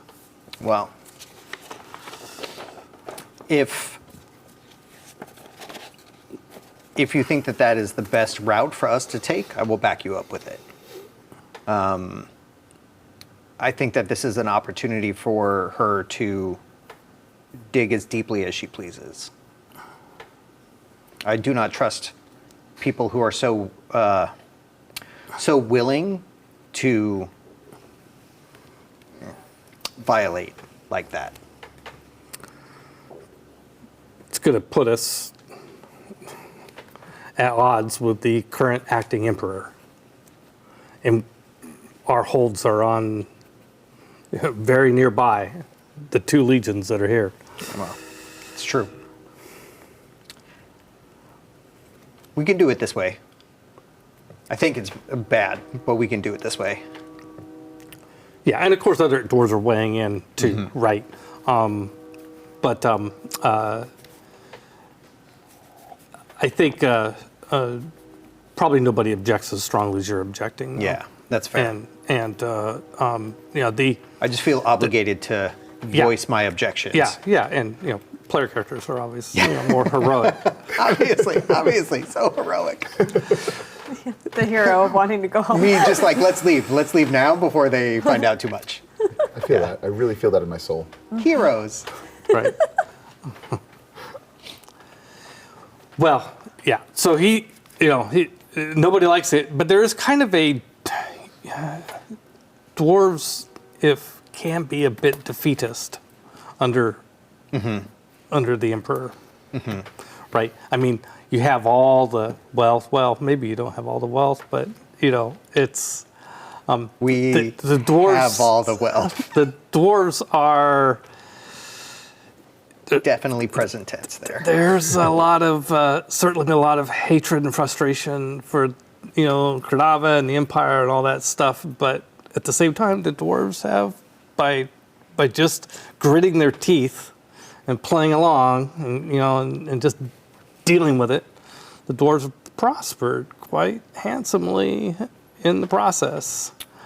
That's true. And it's so much of the dwarven wealth is tied to trade and mercantilism, banking, and property and stuff like that. Yeah. You have you're playing Feldspar as a bit less materialistic perhaps than. Yeah, I did take the virtuous trait. So there's the clan, there's the people of the clan to think about, Yep. Blah blah blah. So Grantal talks himself into being resolved to go down with it, go through with it. Okay. Okay. Grantal goes first, and lasts about an hour. I will be very near for everyone doing this. Yeah. For each person who goes, I'm going to be they're in the room with them. If they're not just doing it out here. No, they won't let you in the room with it. No, they take you guys. They take you one at a time.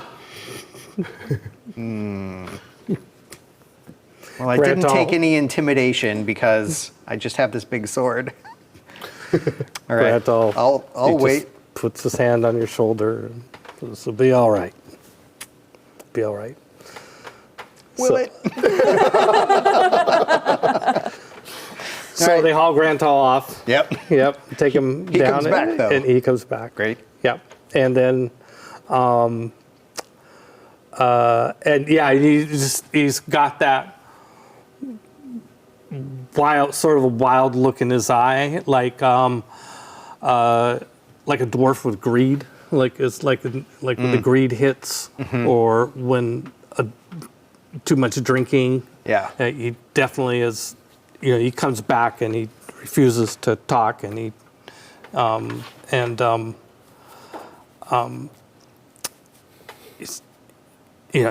just doesn't want to. He doesn't want anybody to see his shame.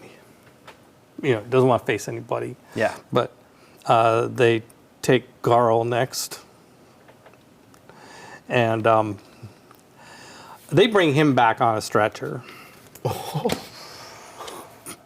Doing real good. Doing real good. I'll go next. He's like, yeah, they take you next. You're the third highest ranking dwarf there. So I'll go next. Absolutely, I will go next. Yeah, they take you next. Okay, so they take you down into the there's an underground stockade in the where the syndicate lair. Do not like these people already. I don't like a lot of people. This is yeah. You can add them. Right. You're being added to the list. It's a big list. We just started. The stone here is the stone is afraid. Even the stone is afraid. Yikes. Don't like that. Taken to a room and strapped into a chair, and they just tie you down really tight, and somebody from behind puts a strap around you. Are we getting too close to veils of torture? We're flirting with it. Flirting with it. Yeah. There is when he pulls your head back, you see that there's this creature up in the ceiling that looks like a giant slug kind of type creature. And they pull you up like that, and just in time you see this secretion come off of this slug creature, lands in your mouth, and goes into your body.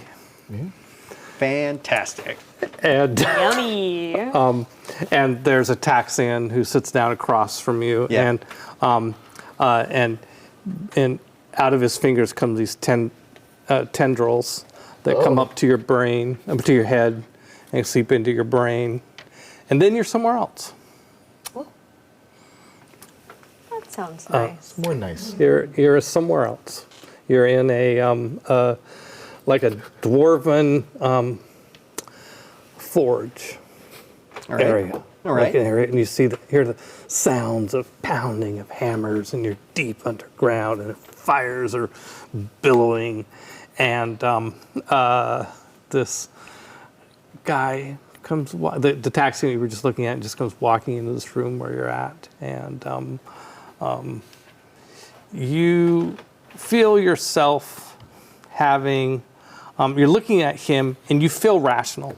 There's a part of you that is completely rational. Okay? And then you see yourself come in like a berserk raging dwarf with the stone sword and come in and start attacking this taxi. And the taxi just kind of easily deflects this version of you. And there's another version of you that's over in a corner drinking heavily. And this Taxian just kind of ignores all that stuff, and he comes up and looks into the fire of the forge where you're working, and looks at you. Hi, Feldspar. Hello. Let's take a trip down memory lane. No. You'll be a lot better off if you don't resist. Could say the same for you. Yeah. So you're unemotional. It's your logic mind. Well, I could still say the same for him. I know. Yeah. I just want to drill that in. This is the governor of your mind. Okay. And so he walks into the forge, into the fire, and you can follow him. And out of the fires, he looks through the fires and sees memories of your life. And the most recent memories are the first memories. And as he walks, he goes back, but obviously it doesn't take very long to find out just find you at the vault. Is there? Okay, so I think I would still like to try and obscure this from him. But I think given where we are and how this has been set up, is I want to use the forge to alter like where the memories are. Like based on the knowledge that I have of how the forge works. Can I shift the flames in such a way that he'll miss this part? Like hit the bellows in a certain way, like kick some coal over, something like that. So the problem is other than just sort of figuring it out on the fly, you've never done this before. You've never been inside your own mind the way you are right now. But I have been inside the stone, which I feel like is maybe a kind of a not exactly similar, but it is at least like a meditative situation. I will allow a test, and the reason I'm going to allow it is actually, you notice that there's a slug on the ground. A slug that looked like the creature. Yeah. And the slug is on the ground in the fire with you guys, and the slug is intent on going somewhere else. Interesting. Like this is, so from that, do I get the impression that the taxiing here is a distraction while the slug is after?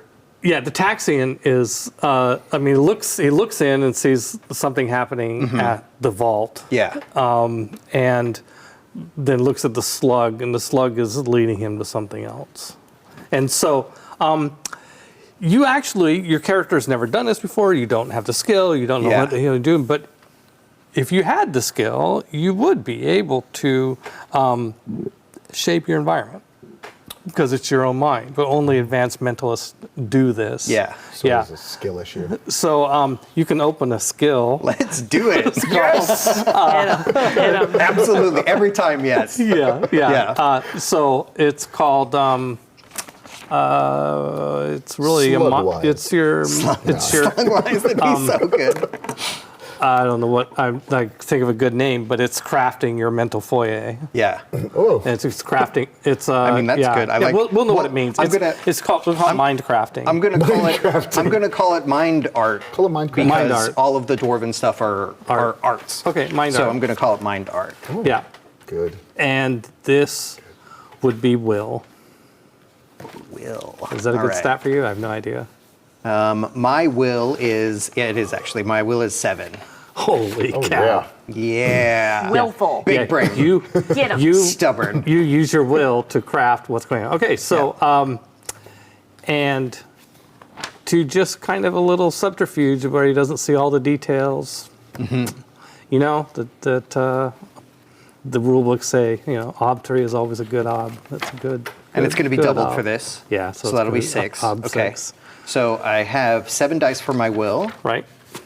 4, 6, 7. And I would like to make the case for 2 forks. The first one is going to be fire and steel wise. For altering the fire portion of this and how it interacts with the forge. Okay.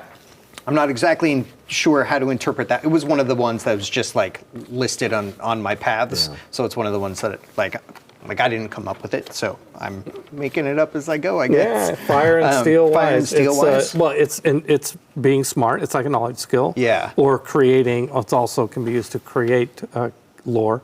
But in this case, it's using that skill here. Sure, why not? I mean, that's yeah, great. I'll allow it. Great. And then I would also like to use, well, where'd it go? I know the alphabet. I also want to use jargon, which is, it's on page 279. It's a specialized speech used by masons, architects, and engineers. And I think a level of confusion added into this might be helpful. And I'm willing to bet that this Taxian is not going to understand any of this language. And so I'm hoping to use it as kind of a distraction method. As we are going down my memories, I can perhaps just like gibberish it up a bit for them. Do a lot of fast talking. That seems like quite a stretch, but it's just funny. I'll allow it.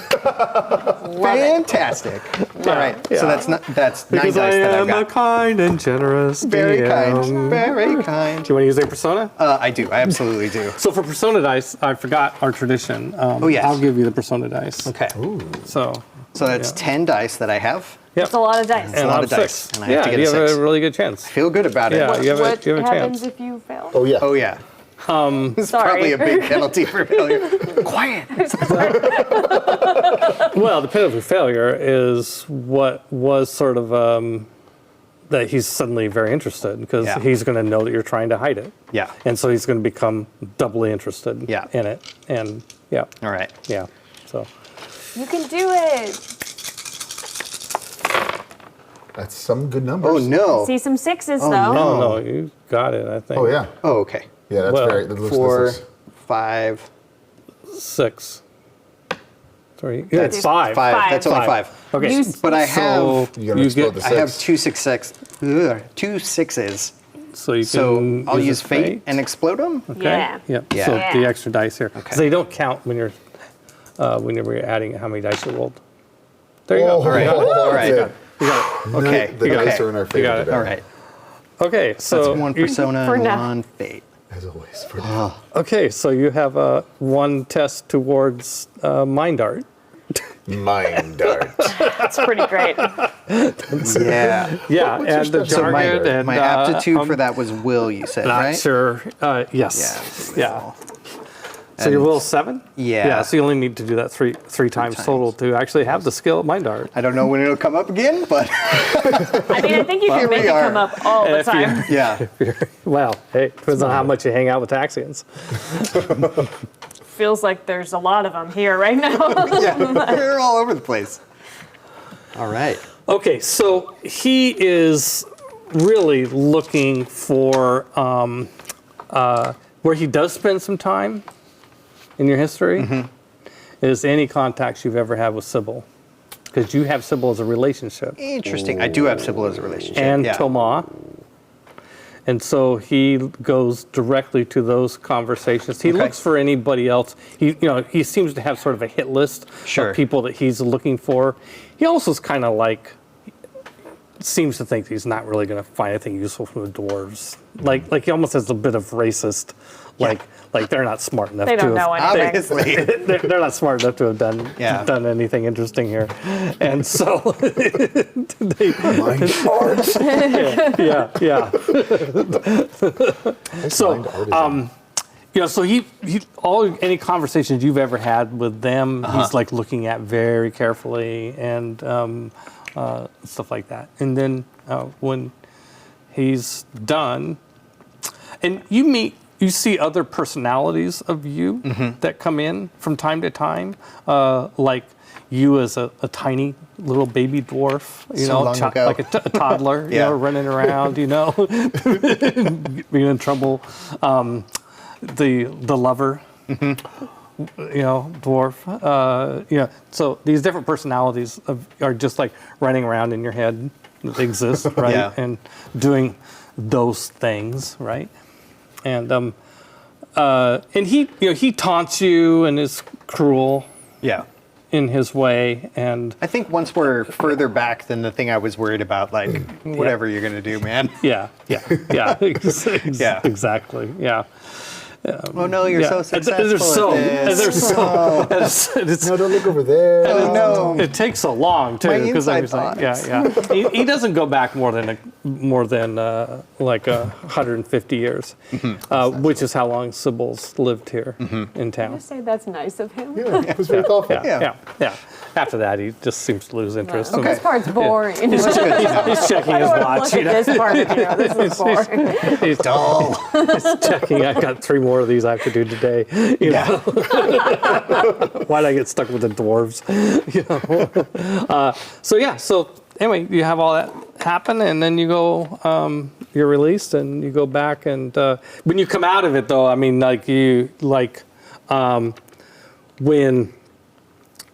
when you come out of it, and the governor is not in the surface. I mean, you probably, whatever your other emotion, like all the emotions you had before going in about how you were upset about having to do this, and you didn't want to do this.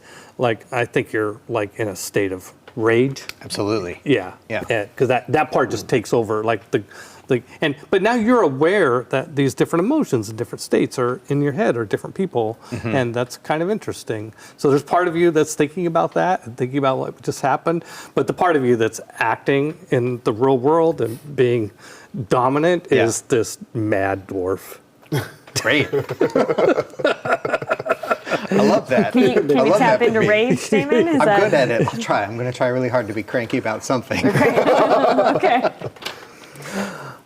And so this seems like a good place to take a break. Yeah. All right. We are going to take a short break and come back and do some more playing.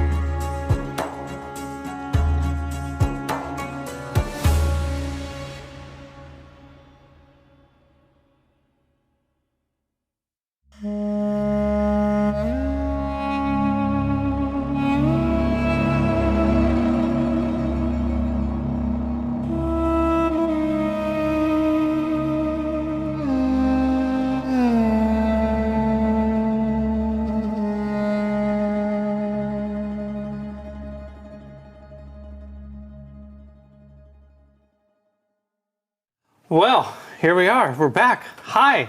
I'm glad you're here with us. We're happy to be back. It's been an exciting first half of our session. A little more than the first half. Some of the players have early flights tomorrow, and I think are hoping that we won't go till like 10 or 11. All of us. I don't have an early flight. Everyone at the players. table, aside from Peter, has an early flight. I have a flight tomorrow, but it's not as early as theirs. All right, so let's come back to our conversation with my favorite elven demigoddess and my favorite elven player. Is that? Yeah. It's you. Could be you. Could be me. Yeah. Oh, Ariadne. All right. Oh, Lenora. Come on. Clock's ticking. I got lots to do. There. Can I take you somewhere? What you gonna do? There is a spell that can block the psionic probe. Okay. Oh, it's a spell. It is a spell. Okay. Like some funky elf spell. Probably like a normal elf spell. Oh, wow. Okay. Right. Great. So, so you as the DM changed the scene before I could ask, is this a thing that I have like access to? Do I need to get it from someone? Yeah, you don't know. You barely knew it existed. But I you know don't that there's a person who knows it. There's Yeah. an elf who knows it. Yeah. Yeah. Well, you know that it exists. Okay. The spell exists. The most powerful spellcaster you know that is Tilith. Okay. Oh, Ventus? You thought I was going to say I Ventus? thought you were going to say Ventus, and I was like, But- no. Why are you doing favorite this to me? Okay. Tillith, do we know where Tillith is? Well, he said he was going to come pick you up in a month. Remember? He's in. He's probably in Glistenmere. That's Peter the DM, not Ariadne. Sure, speaking. yeah. I assume you weren't asking her. Yeah, I was not. No. Asking her as little as She possible. doesn't know anything. All right. I need to get to Tillith, but I would like this to be a quick situation, and then have That's exactly what I like. I and like then things have fast. you take me back here. Sure. There. Get the spell. Come back here. Right. Correct. That's the plan. That is the plan. Okay. Okay. Great. So. Yeah, that sounds like a great plan. Okay. Ready? Where is he, by the way? Is he in? What's the name of that town where you hang out? Glistenmere.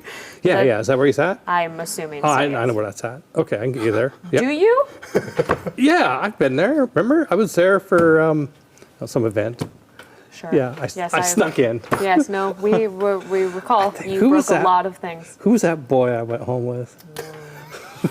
He was an cute elven boy. Is he still around? Yeah. He is my brother. Yeah. What? Yeah. That's right. Yeah. Yeah. Okay. Yeah. We So just look down on him for that. Okay. Ready to go? Sure. Yeah. She teleports you into his bedroom. Of course. Jesus. The most vivid memory she this has. This is very clearly, obviously, where you would remember. Okay. I'll be back in I'll be back in an hour. Well, I don't want to waste Primal on another teleport. Oh my God. Where? She goes looking for your brother. I assume he's just right there. No. I mean, he's off yeah. somewhere? I mean, he's off somewhere. No, he's not. Yeah, he came to the room. It's empty. Okay, I'll meet you back here in an hour. Mm-hmm. All right. Yeah, that's An hour. 1 hour. plenty of time. Ariadne. Okay. Yeah. 1 hour. 1 hour. Do yeah. not be late. I'll probably be early. You know me. I'm fast. That's, Just to that prove is- the that is point, what I've she heard. goes running. You know, so she's Chan's her type of monk. Really? The higher level they get, the faster they can move, and she's really high level Chan. Just really making us look bad. And she's got all the. At every turn. I know she's so bad. She is one of my favorite NPCs. Mine now too, honestly. All right. Okay, so she goes over and looks at the mirror, looks in your brother's mirror, and now she does herself a little bit. Oh yeah, I got to get rid of that. And she just, uses her hands to make herself look beautiful, Sure. like as if they're makeup, and just does something with her hair. Yeah, okay. Just a little bit, How do I look? What do you think he's doing right now? Hopefully, some sort of Go find work. Talith. Go find. I'll find him. Yeah. So she boy. goes turn around in your castle looking for your brother. Probably has a little quickie with him. Interested and in it's all stabbing done her? within an hour. Thinking about stabbing her. It's bringing me great joy to think about stabbing her. I would like to find Talith. Okay. Yep. Is he here? Fingers crossed. I think this is a. Check on the dice situation. Yeah, I think this is a die of fate situation. Be in I mean, my he's here or favor. not. Yeah. Okay. So, if you see high rolls are good generally, there's a rule about dice of fate. I don't know what it is. Sorry, I'm going to take time to look. I'm just going to say high is good. Do you If feel I roll like a this 1, is- though, he is not reachable within the time frame that you have. Got it. Perhaps Ballerina would smile on this because the discipline of going to learn something new feels like it might be like she might want this to happen. I see. Yeah.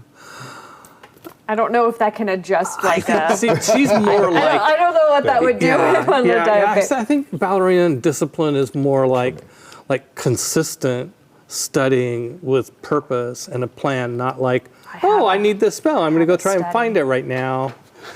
It's a little more opportunistic than. You just want to play area anymore. I understand. No, I'm just Hi, being hi. strict. I don't think this is about this one. Okay, not yeah. strict, Unless I roll a 1. Unless I roll a 1, you find Talith. 6. 4. Good. Okay, Talith is in Glissamere. I mean, you have a lot of explaining you have to do kind of on the run as you're looking for him. Like, Hi, what are you hi, doing here? listen. Like, I'm going to go right back where you left me. But listen, I really need to learn this spell because there is Psionicist that wants to probe my brain, and I would like her to not. Okay, so you're having this conversation. So Absolutely. we've flashed forward to you having this conversation with Talith, and you just told him all this. Right? Did. Yeah. Okay. Teach me the thing. Whoa, Lenora. Yes. Are you okay? I mean, I know you're in a hurry, but what? We're getting news about the Emperor and. Yes. It is a very precarious position. I feel like if we are smart, that we can position ourselves in an advantageous place, and we can move towards having the elves involved in the things that we have been wanting to have them involved in. But I do not think that we would be able to do that if the Taxian roots around in my skull. So, you need the spell of silent shielding. I do. Well, I can't teach you the spell like that fast, but I can cast it on you. Great. Is there any way that I can aid you with that? Let's see. Do you have Song of Songs? Songs. No, I think I got rid of that. No, I don't know that. No, I don't have that one. Yeah. I have lots of different songs. I just have sing in general. Does that not? Well, no, listen, this is a little bit outside typical elven, this is outside our elven magical traditions, which is why All right. it would take a lot of time to teach you this spell. You chose a different path than. I would argue that my line chose my path for me. But Fair. I understand what you are saying. The Ethark have a heavy burden. Let's do this so that I can go get back to that heavy burden. Yeah. Okay. So he casts a spell on you. Great. And yeah. So if for some reason the spell is overcome because the Psionic Syndicate, the spell is designed to protect against psionic attacks, psionic invasions. Okay. But if they make a concerted effort, the power of the Syndicate's very strong. So it's like magic is theoretically stronger than psionics, but when you have lots and lots and lots and lots of psionics, it's different. Okay. If you find them getting into your mind, go to the tree. Okay. And as an elf, you know where the tree is. Yeah, go to the mother tree. Okay. And seek solace there. Thank you very much. Okay, so do you go back to the room right away, or do you wait till the hour's up? Oh no, I'm going in. Okay. If we can get back early, we're going to get back early. And if she's already there, it's time to go. Okay, yeah. Well, I think you hear sex sounds on the other side of the door. I am a very busy person. I have no idea when they're going to come to my room to take me to this. No, I'm talking about his room. No, I'm aware. Yeah, and so okay, I need right. to get back into my room. So I'm just yeah. going to walk in. Okay. Okay. Listen, we're all back here, so maybe we go now.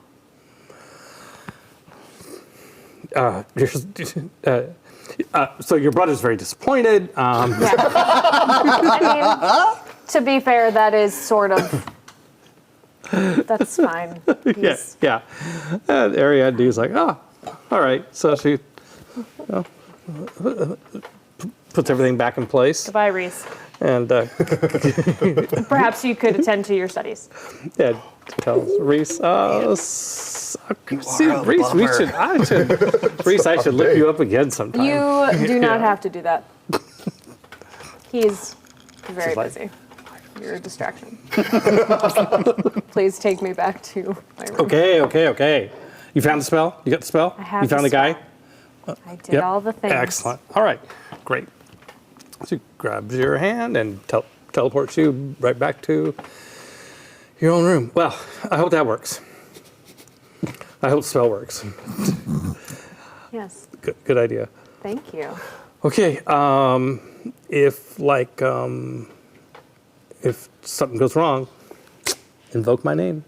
Just pray to me. I'd really rather not. You can. You can pray to me. I'm well and aware. I will hear you. Yes. But you have to be sincere. Oh.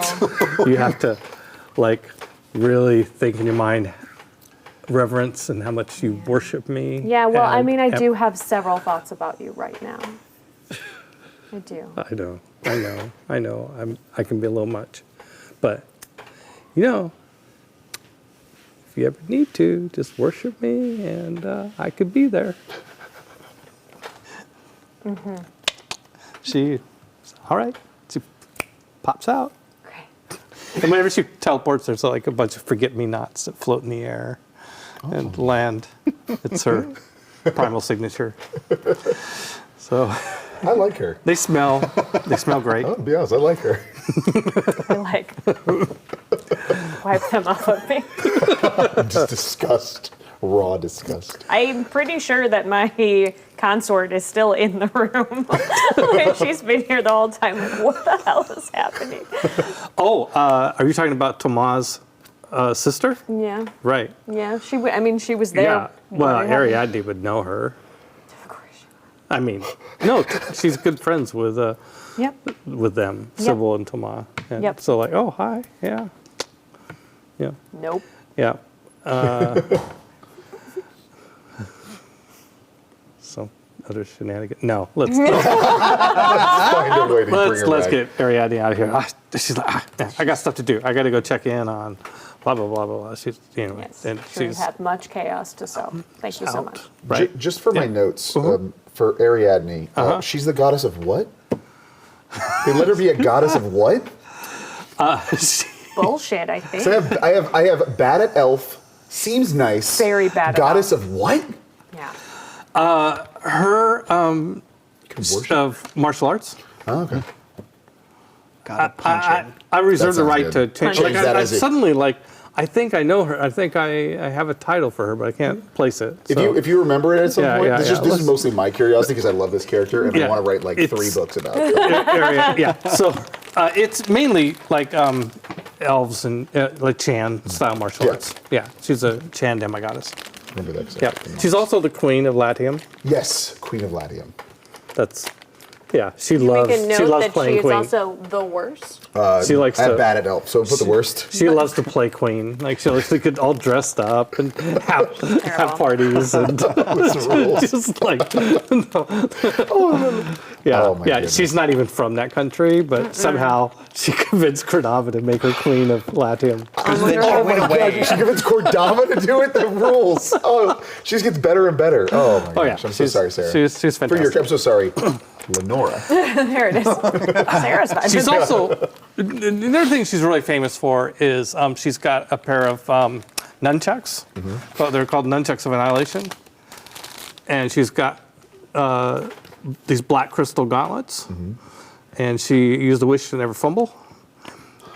And the annihilation part of the nunchucks is like sphere of annihilation, so she just go boom like that, and the person's just gone. Oh my gosh, It's pretty cool. And she's incredibly capricious. Yeah, she's capricious. She does have a mean streak, though. She Yeah. can be nasty to people. She's not. So nasty. She's not necessarily good always. A lot. Yeah, she's kind of good. Ever. Anyway, enough about her. These are your stories. Here we go. I know, but here I am, working in mine. I love it. I asked the questions because Yep, I was there you go. curious because I'm enjoying this world. Okay, so you go on a little. So they come for you eventually. Of course. It takes a while. You're there Gotta get through all those dwarves. a few days. Because there's a whole bunch of people that are like lobbying to go first so they can be on their business, and you haven't done that. So free. you're Go on. yeah. So you're kind of late in the list. But yeah, eventually they take you down, and by the time they get around to you, they're like getting really tired of doing this. Actually, I mean, the taxis themselves are getting like, oh my god, my whole are they draining. taxed? Yeah, they're taxed psionically, and I mean, no. It's kind of like you can only be cruel, malicious for so long before it just kind of gets boring after a while, you know, to just be like going around screwing. So it's kind of nice to be towards the end because they're just tired of being mean to everybody. And they take you, it's the same routine, take you down, strap you in. Great. I think there's.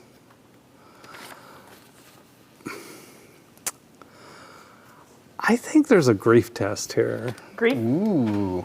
Okay. The humiliation of being. I mean, you can argue. Talk this out. I want to have consensus on this with you. Okay. This is really humiliating. You're a proud elven aristocracy, ruler of your own kingdom, and here you are. And the elves. The conflict between the elves and Cordova has been complicated. He killed your son, or his army did, the Drazeldar. Yeah. No, I mean, I think it makes sense. A lot of stuff coming up here, and to feel like you have to do this in order to win acceptance by the council and improve elven representation on the council, to cooperate with this. I think it makes a lot of sense. I think it's a grief test. So you don't actually roll dice here. You just log it as a test. So I think that's the way it works. We'll say that that's the way it works. The elf, there is a nice little chart about elven grief tests. If you find a chart, help me get to it. Is it it's probably in the elf section. 153, Advancing Grief? Is that what you are looking at? There's that one. Oh, here we go. Yeah. It goes into the whole thing. Being tortured. Found it. I think, obstacle 8 grief test. Wow. Yeah. So what is your current grief? 6. Oh, 6. Okay. So I'm winging this in the interest of time, but I think this, I'll circle back and make sure we did this right. But I think what this does is that with a grief of 6 and an ob 8 test, that would be a challenging test. Right. So you give yourself a challenging grief test. So circle the one of the ones in front of the seat, right? Got it.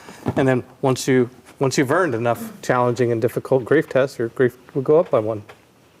Okie dokie. See what I mean? I do. Yeah. Okay. That makes sense. Yeah. Yeah. I think I got about a 70% chance that I did that correctly, but we'll look it up seems good. later and figure it out for sure. Yeah. Just have this moment of. And you will also later be able to use one of your lamentations to ameliorate your grief. We'll definitely have to look up the rules on how that works. Okay. That's probably where the actual dice roll comes Feel from. good about it. Yeah. That would make sense. That would make sense. It means you're kind of actively maybe you'll fighting figure it against out it. by reading, or somebody in chat will weigh in while I'm when I go on to Marcus here.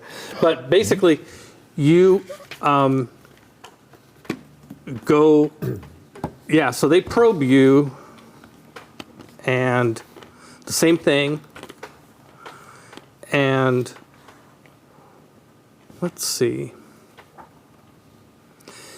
You find yourself in your mind, like Feldspar did, and you find this Taxian in your mind with you, and you are at a tree, and you're standing in front of this tree, and even though the tree is behind you, you feel like it's enveloped you. Like you are it's like you're inside the tree, conceptually. But the tree is bigger than the physicality of the tree. And you're standing there, and the Taxian is standing in front of you, and he can't advance. This one's a girl. She can't advance. Right. And she is pushing against it. She looks. I'm almost on my break. Damn it. And she goes probing around a little bit, and she's like, Well, don't go anywhere. And she comes out of it. So she leaves. Great. And then you come out of it, and she's sitting there across from you. Yeah, I'm kicking this up.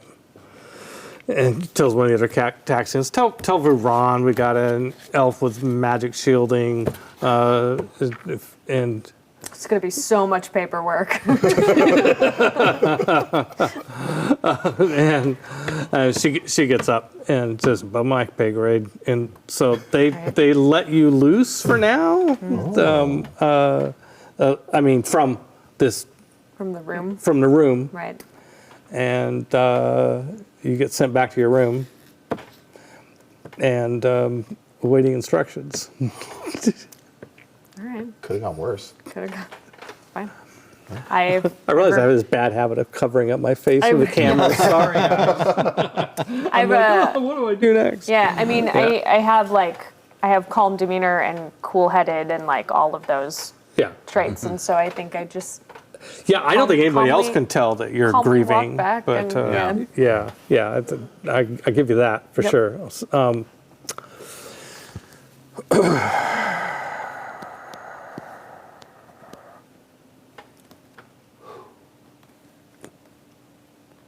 I broke a Taxian. Yay! Pew pew. They're dumb anyway. It's so dumb. So, later on, Yes. you get a visitor. Okay, so a Amandella Okay. comes to see you with Vuron and a demon that's just conveniently behind them. Big ugly demon. You just feel the evil coming off this creature. Sure. And they come to your room, and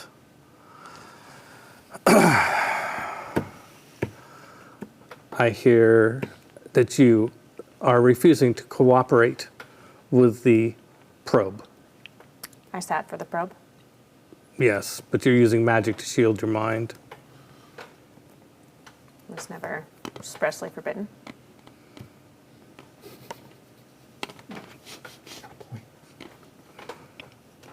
Well, I'll be having a conversation with Council Tiamir about this.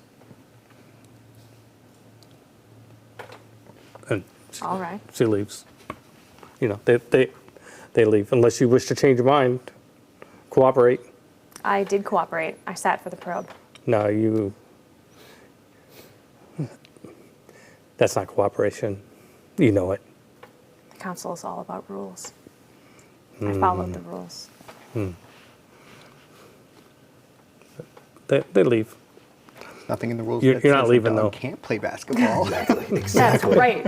You're Air Bud. Blood rules. You're Say still, Airbud rules. you're still confined to the palace grounds. Oh, we all are. Oh, no, the ones that have been cooperating are being let loose. Okay. All right, This is quite comfortable, so. yeah. Then they take your consort. Okay, well, that's going to be a thing later. That's good. Yeah. So, yeah, well, grab her. We'll see what she knows. Yeah. So this is Tomas Swift's sister. Right? Yes, yes. Yeah. Yeah. And anybody else is with her, they round up your whole entourage. Take off with them. The Legionnaire's like, sorry. I know. And he realizes and he like realizes that was a silly thing to do. And he's just kind of sheepish. And if there's anything I can do, let me know. You're good. You stand guard outside. I will. Is it still the same dude? Yeah. When was the last time you slept? Yeah. Yeah. Yeah. No, yeah. He's come and gone during the Okay. course of this. Okay. Yeah. Hey, Joe. What's up? Need a... It's Joe. It's Joe. We By love the him. way, ladies and gentlemen, Joe. Joseph Baracto, our technician, Fantastic. is changing my battery. Woo woo. Thank you. Thank you. All right. Great. Super. Yeah. So yeah, no. I mean, he's taking shifts, but you know, for the story, yeah, it happens This to is him. same He's back guy? on duty. Yeah, it's Back been on several duty. days. He works about 16-hour days guarding your door. Okay. And so all right. Well. Yeah. Let's It's go. your turn to be probed. It's a treat. If it's my turn. It's your turn. Okay. Yeah. What happens? Well, Brain explodes. it's the yeah. You're also later in the list because you weren't lobbying to go sooner. All your deliveries. And Yeah, I was busy. I had my other huge list. side hustle. Cordova Eats. Yeah. Is that it? Yeah. Is that anything? Yeah, is it something? There's something? We'll figure it out. Come back. So, yeah, same sort of process. You've got no fancy shieldings or I don't need any. stone. You're so you don't resist. I'm fully, Don't need 100%. Right. Just I'm cooperating. Yep. You're cooperating, and Nothing to hide. so of course they see that you left with some woman for a little while and came back. Correct. And somebody named Tasia. Yes, I did. And Absolutely. the whole thing with Leanne. I broke and those like, rules and these ones. interesting. Absolutely. So they take note of all that, and they start, and they, the Taxian looks at all your memories having to do with Leanne, and visiting with Leshka and them. And Joseph is back. Yes. I think this is Joseph's way of telling me that I've gone overtime. We're in overtime now. I actually we have to change the Joe batteries. to do this because we have early flights tomorrow. Yeah. Next time Joe comes in, he has to play Ariadne, though. So. Yes. Okay, sorry, I'm back. Yeah. They're digging through your life, finding all your secrets, but of course you had nothing to do with the assassination. So you feel like you feel gross, you feel violated. Slug. You feel there's this aftertaste. Yeah, it's like viscous. All right. Like artificial grape flavor. I've had worse. Yuck. Yeah, and you can't help but feel like you've betrayed Leanne in some way. Not consciously, you certainly didn't mean to, but the fact that this whole that whole scenario, the fact that they know that is probably vexing to you. Okay.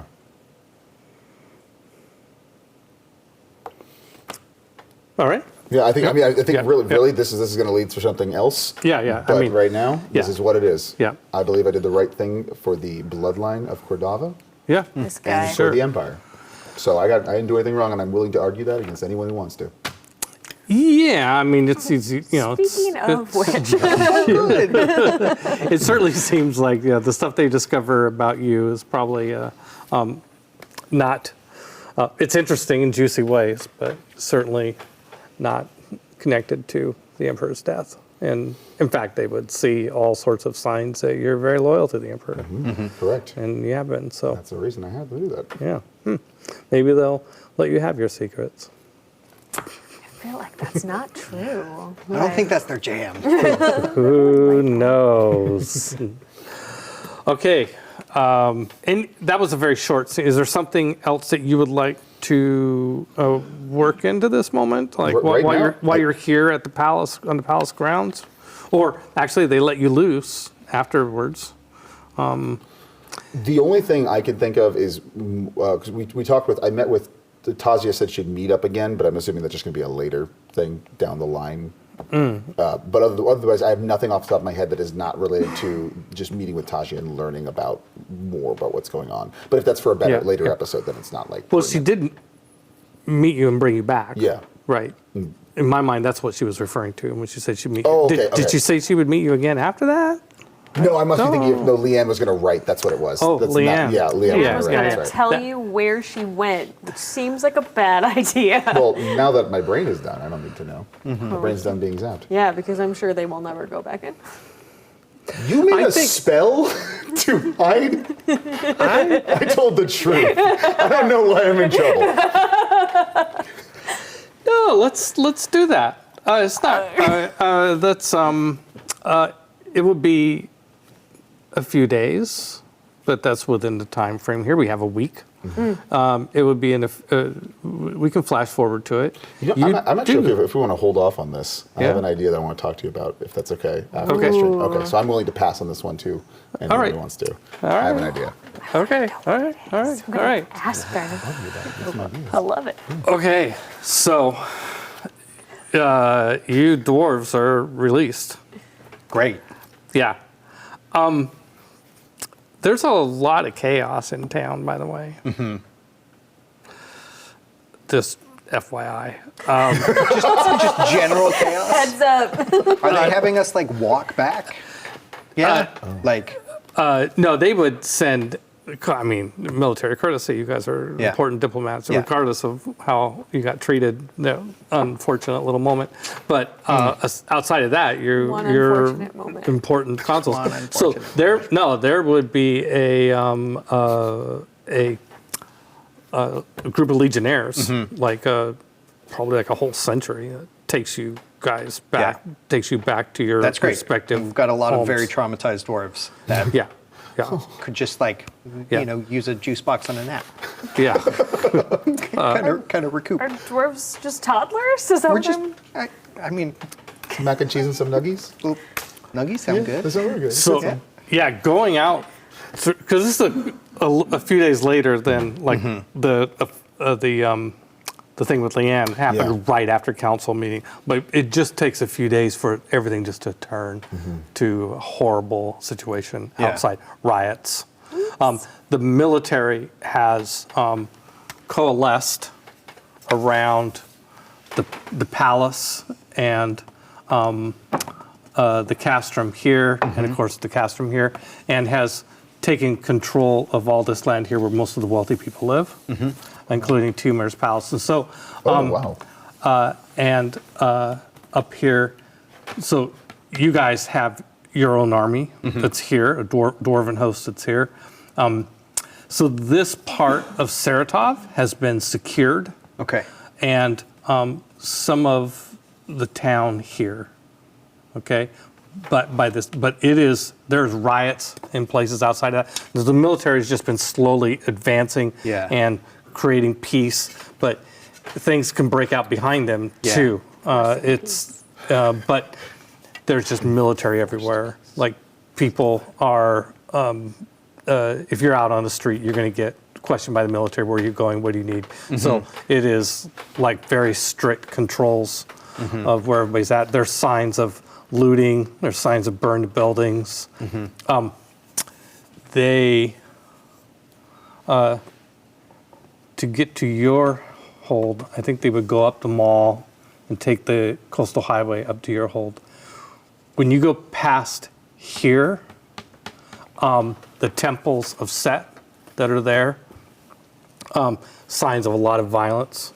The people are blaming Set for Kradava's death. I mean, that has gone out. Like the soldiers just be telling you about. It's word got out that the spear of Set was in Kradava's. Yeah, I mean, it's obvious. And the soldiers are going, obviously, Set killed Kradava. Yeah, that's obviously what happened.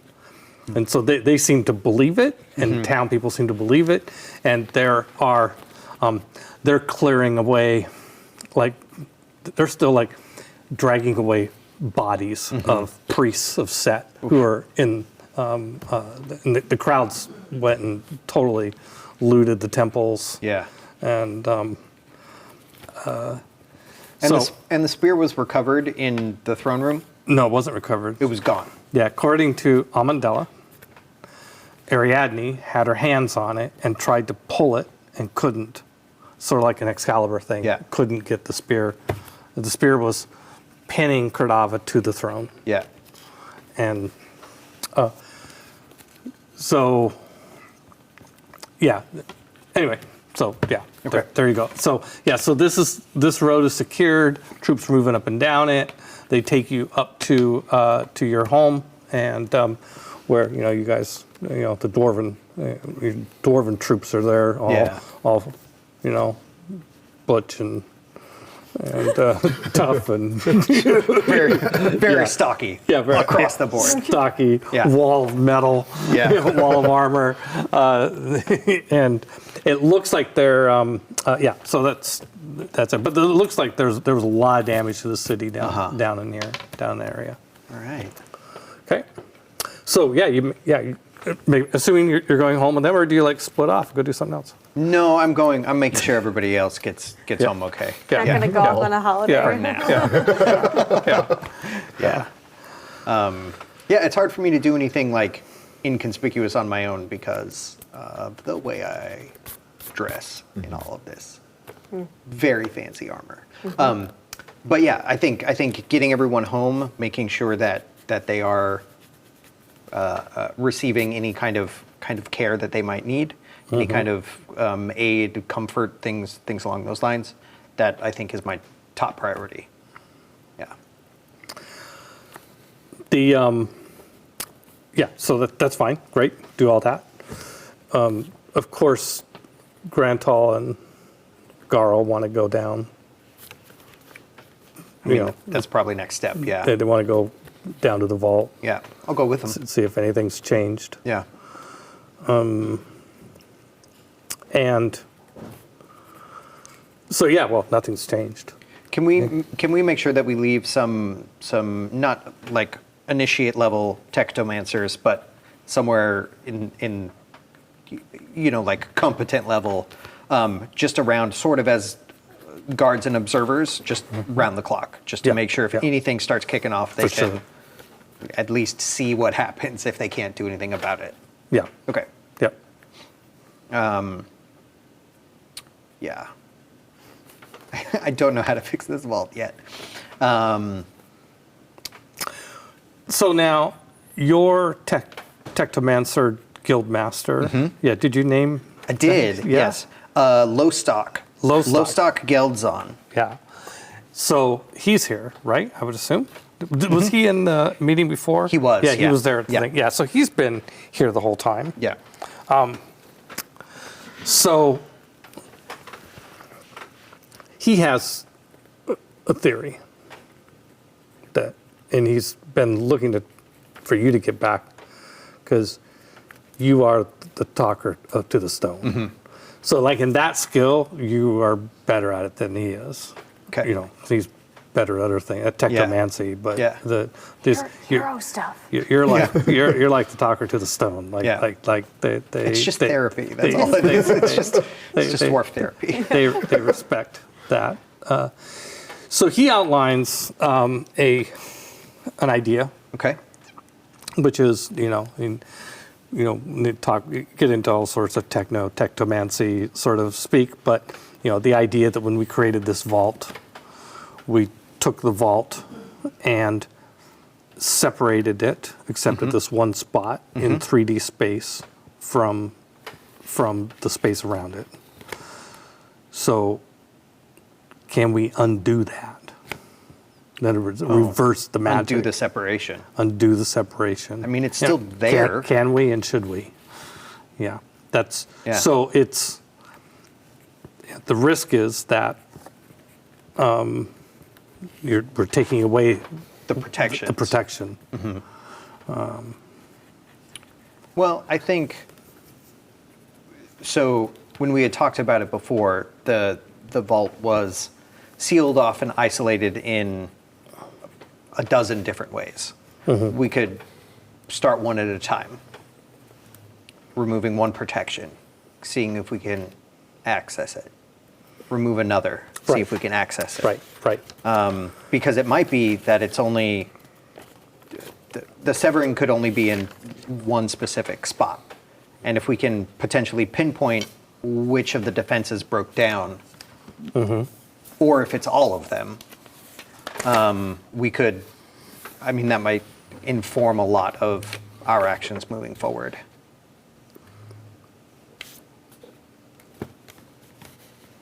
Yeah, so, they're all weighing in on it, but I want, I think, I want you to kind of decide what you and the other dwarves decide to do. Because, you're the player. I think we'll do it that way. I think the best way to go about this is methodically and meticulously. It's what we dwarves are good at.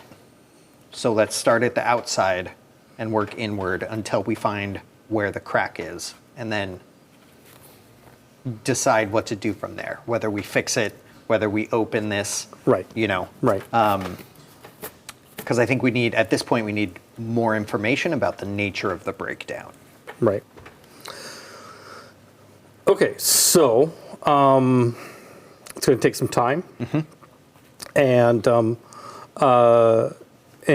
you guys discuss it, and Lowstock agrees. There's you have a couple of other peers from other clans that are there, and that is the course of action. Everybody says, okay, let's do it, and so you guys start working on that. Garl and Grantal are not tectomancers, so they, eventually they leave you to your work and go up and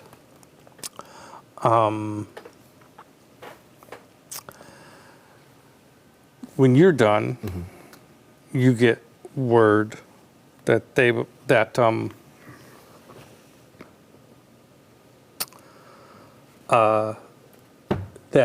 this will actually be the day before the next council meeting. You get an invitation from Grantal to come to Stead Hall for a meeting of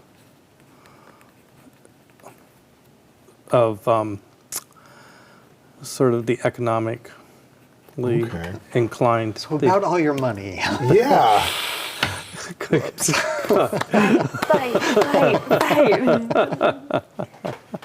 gonna be so good. Yeah. Making a note. Can't fucking wait. Saved it. Saved it. Yeah, you I think we did. went. You did so I think good, after bud. 3 hours it resets. Yes, it does reset. That's true. That is true.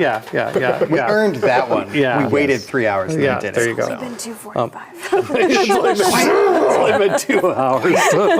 Sorry. This is why they don't have clocks in theaters. Yeah.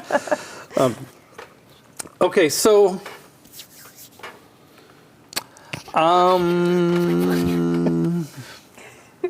Don't look at it as your money. Look at it as the money. It's all gone. Let's talk about imagination for a little It's bit. not gone per se. We just can't. It's there. Listen, first off, I assure you. the money is fine. We know right where it is. Nothing in that aspect has changed. okay, so I'm going to say yes, and say that your plan works.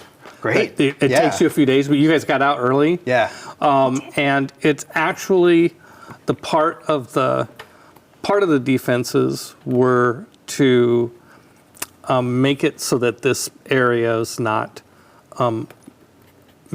adjacent metaphysically to other planes of existence. And when you undo that piece and allow the ether to float in, then you're able to project onto the ethereal plane and walk into that space. Okay. And it's kind of it's only because of the advanced tectomancy skills that you're able to do. It's not, doing ethereal travel is not a typical dwarven sort of thing to do. But dwarves are really good at stopping it because that's ways of getting into their holds and stuff like that. So places that are highly safeguarded, cutting them off from other planes is good. And I think, in fact,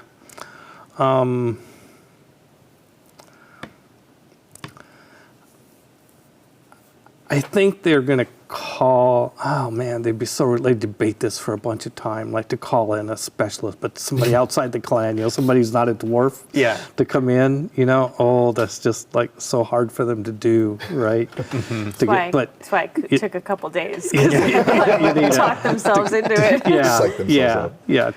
To get some who do we trust? We don't trust anybody. Like who do we know? Oh, it could be this person or that person. There's a few people that that they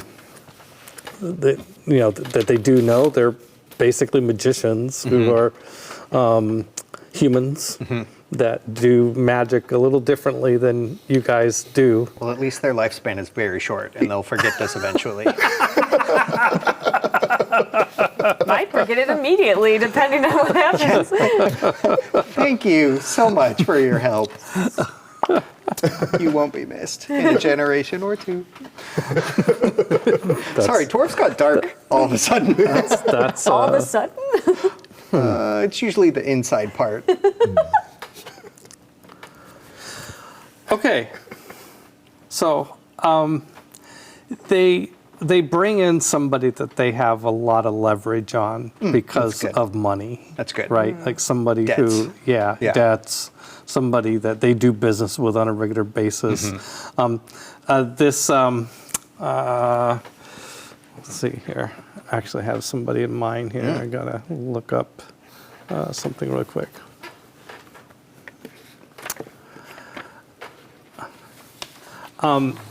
It's a they just call him the Mycenaean. His name is Mantios, and he is Mycenaean. He's human. He's a Greek, and he is somebody that uses magic to make money.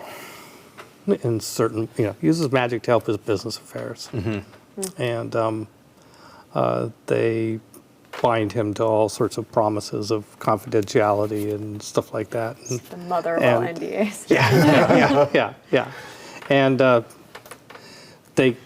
And he goes ethereal as you all sort of release the bonds that keep the ethereal. And it takes a little while for the ethereal nature, the ethers, to seep back in as you guys like let them loose, right? And they seep back in, and this guy goes in and like, oh, okay, yeah. So it's really unnerving to see him go ethereal. And when he goes ethereal, it looks kind of ghost-like, right? Yeah. Yeah. And he just walks through the rock, just like, oh, all the dwarves are like, they hate that, right? They just hate the idea that somebody could just go ethereal and walk right through the rock, right? Yeah. He comes back. Yeah, there's nothing there. It's all whatever was there, whatever was in that space is gone. Cool. And and one of the dwarves is like,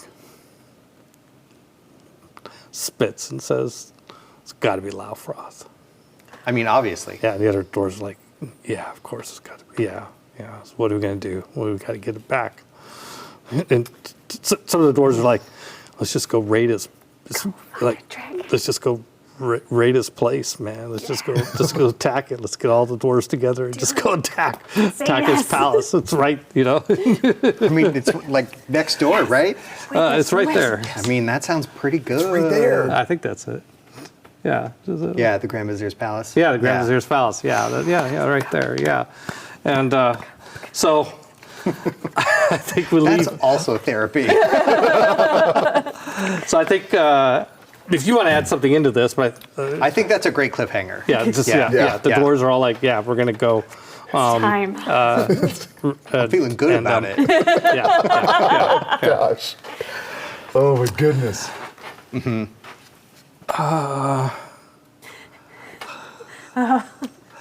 So, yeah, you are invited here along with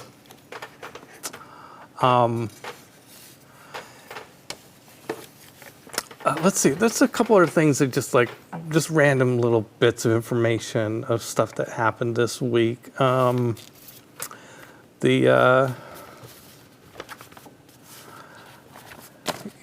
talk about the riots and the Temple sacked, some military going from block to block.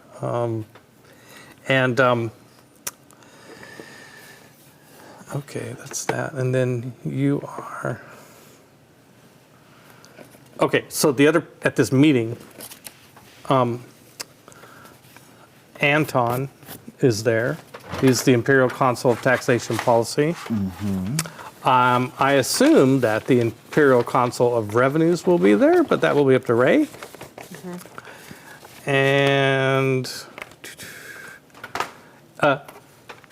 Thomas Swift is there. There's a little more to his story. And I think that's it. So all the consuls that have to do with money and economics are gathered together, and the the dwarves say we got a big problem. Funny story. The gold reserves of the Empire, they're missing. But we prepared an interpretive dance about it, so you'll feel it's we made snacks. It's a big deal. And then and Thomas says, well, guess what? It's not the only vault that's been. Oh, thank God. It's not the only one. Turns out, comparing notes, there's like 4 or 5 either confirmed or rumored thefts of like heavily guarded places that was valuables, so valuable that Drazeldar were defending them. Yeah. And when the Drazeldar left, this whole thing is just a heist. It's so good. Chaldea's 11. Yeah. I feel so more good. nauseous right now than I did when I was flying through the air as an arrow earlier. An invisible arrow. Invisible arrow. Oh. It was pretty rad, though. So the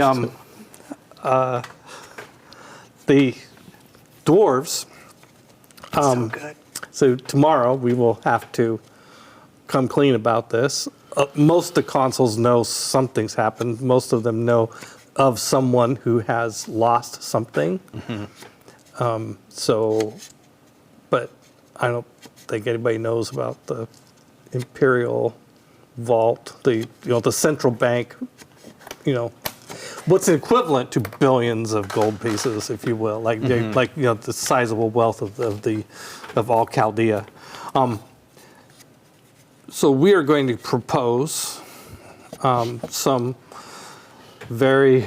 So they have a plan. The dwarves not say anything at all. The dwarves have been working on a plan. Dragon with a knife. And basically, the plan is to, and it's actually Sweef, Thomas Sweef, who is the consul of economics.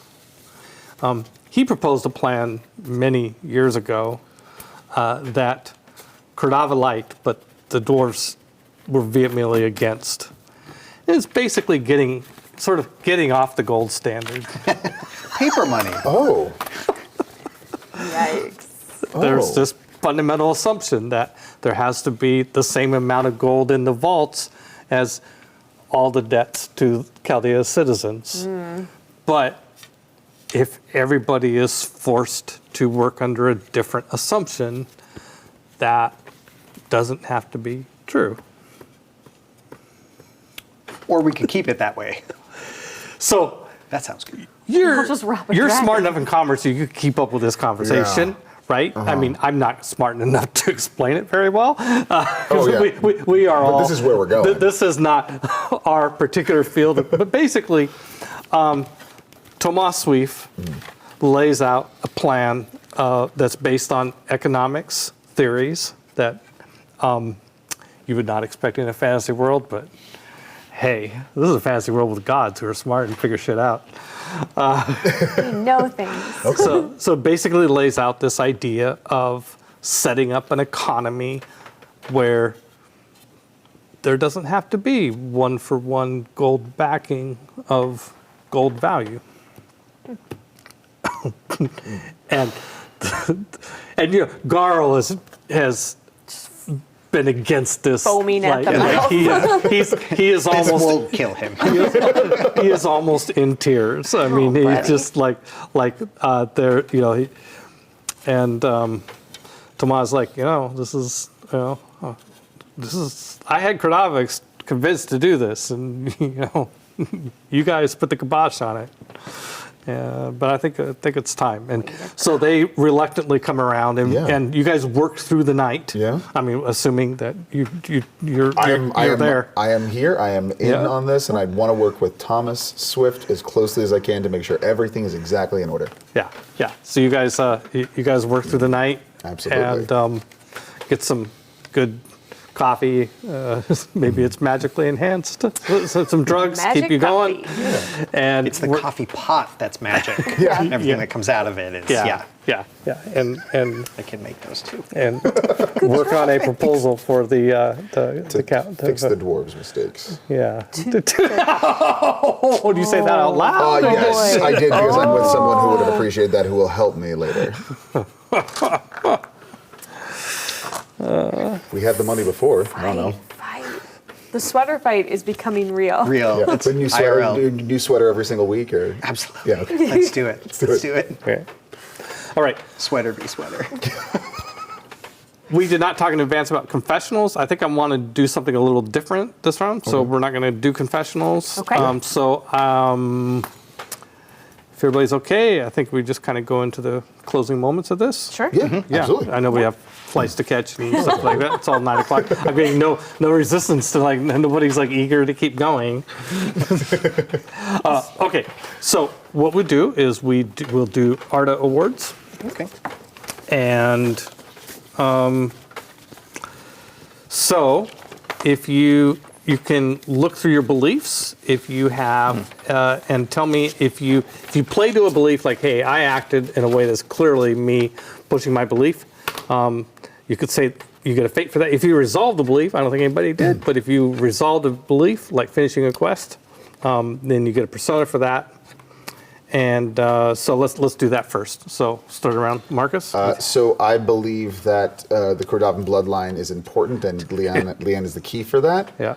Protecting her, I believe, will count towards that belief. Absolutely. Making sure. Okay. Yep. My second one about finding a political solution is not necessarily there, but I believe I started on my improve the exchange rate belief by essentially just changing the way that the system works. Hopefully, in my benefit. Oh, I see. That's the one I'm like questioning right now. I started on it, but it's not. Well, let me ask you the question. Are you going to as sort of are you bringing that up in this little conference? Like, oh yeah, that's specifically why I wanted to work with yeah, Thomas, who proposed that he has his ideas, and I want to make sure he doesn't really. I'm on board, but I want to make sure my people, my country gets a little bump. Yeah, You're just exactly. making up money. If we're doing it, why can't I do it? Why can't we make up a little bit more? Just a little bit more. Collapse. Nice. Okay, so I'll call that as playing to the belief, but it hasn't happened yet. It hasn't happened. Okay, Right? played to it. So if it happens, I mean, who knows? Thomas might be saying yes and not really mean it too. He is a politician. Exactly. Right. So you definitely played to it. Okay. So you played to 2 of your beliefs. Correct. Okay, that's 2 fate. Yay. Okay, Sarah. And by the way, I know this whole night was very much on rails, given what's happening. You guys didn't have a lot of freedom to make your own choices. I think that probably the only one that I could have an argument for is that the protection of my family is the most important thing. And so I think I protected my family by shutting everything down with the psionic probe. That's the only thing that I can think of. You protected your brother from Ariadne. Yeah, I did protect my brother from Ariadne. From my perspective. Well, I think I want to lobby. I think I want to give you a point, but for a different belief. You have the belief about wanting to be a consul, or an elf being a consul. Yeah. Otherwise, why would you have stuck around? Yes. Okay. Yeah. I mean, you stuck around to do that. I said that I wanted to. Yeah. You haven't. There isn't an elf on the council, but I can't imagine you would have stuck around otherwise. Right. Yeah. Otherwise, I would have stayed home. Yeah. Okay. And so I think you hit that hard. That belief really hard. Okay. Okay, so that's a fate. Great. All right, Damon? I think I have 2 I want to push for. Okay. I will learn what I can about Laufroth's machinations and drives. And then additionally discover what caused the severing of the vault. And so I think these were both played to. I don't think that I have fulfilled either of them. But I think that they were each played to over the course of the game tonight. Yep. And I think that, okay, well, and it's possible you'll learn more as you guys continue working. That was my thought. Yeah. Okay. If you have an instinct or a trait that gave you created an obstacle for you or sent the story in a different direction, I don't recall that happening. It's kind of hard. It's kind of rare. When it happens, it generally is kind of like, dancing your way out of the alley. I will always defend the Empire. Oh. Would that count towards that? I mean, I'm okay with it not, but. Well. Is this you have to be going against it? Is that what it is? No, the instinct, you use the instinct happens, right? That's an instinct, right? Yeah, correct. The instinct happens, right? You did do that thing, right? And it did create story complications for you because Taxians know you left the palace, and that's going to get reported to somebody. So that works. Count that? Okay. Yeah. Awesome. I mean, I think it kind of something you would have done anyway, but that's fine. Yeah. No. Okay. Maybe I should be tougher. I'm often told that. We like you this way. Oh wow, that's right. Okay, so then we will have a technique that I have learned from Sarah Moore called moments of gratitude. This is what we do a little differently than what's in the Burning Wheel orthodoxy about how art is awarded, but it's close enough. So what it is, each of you will can, you don't have to, but can award a persona point to another player.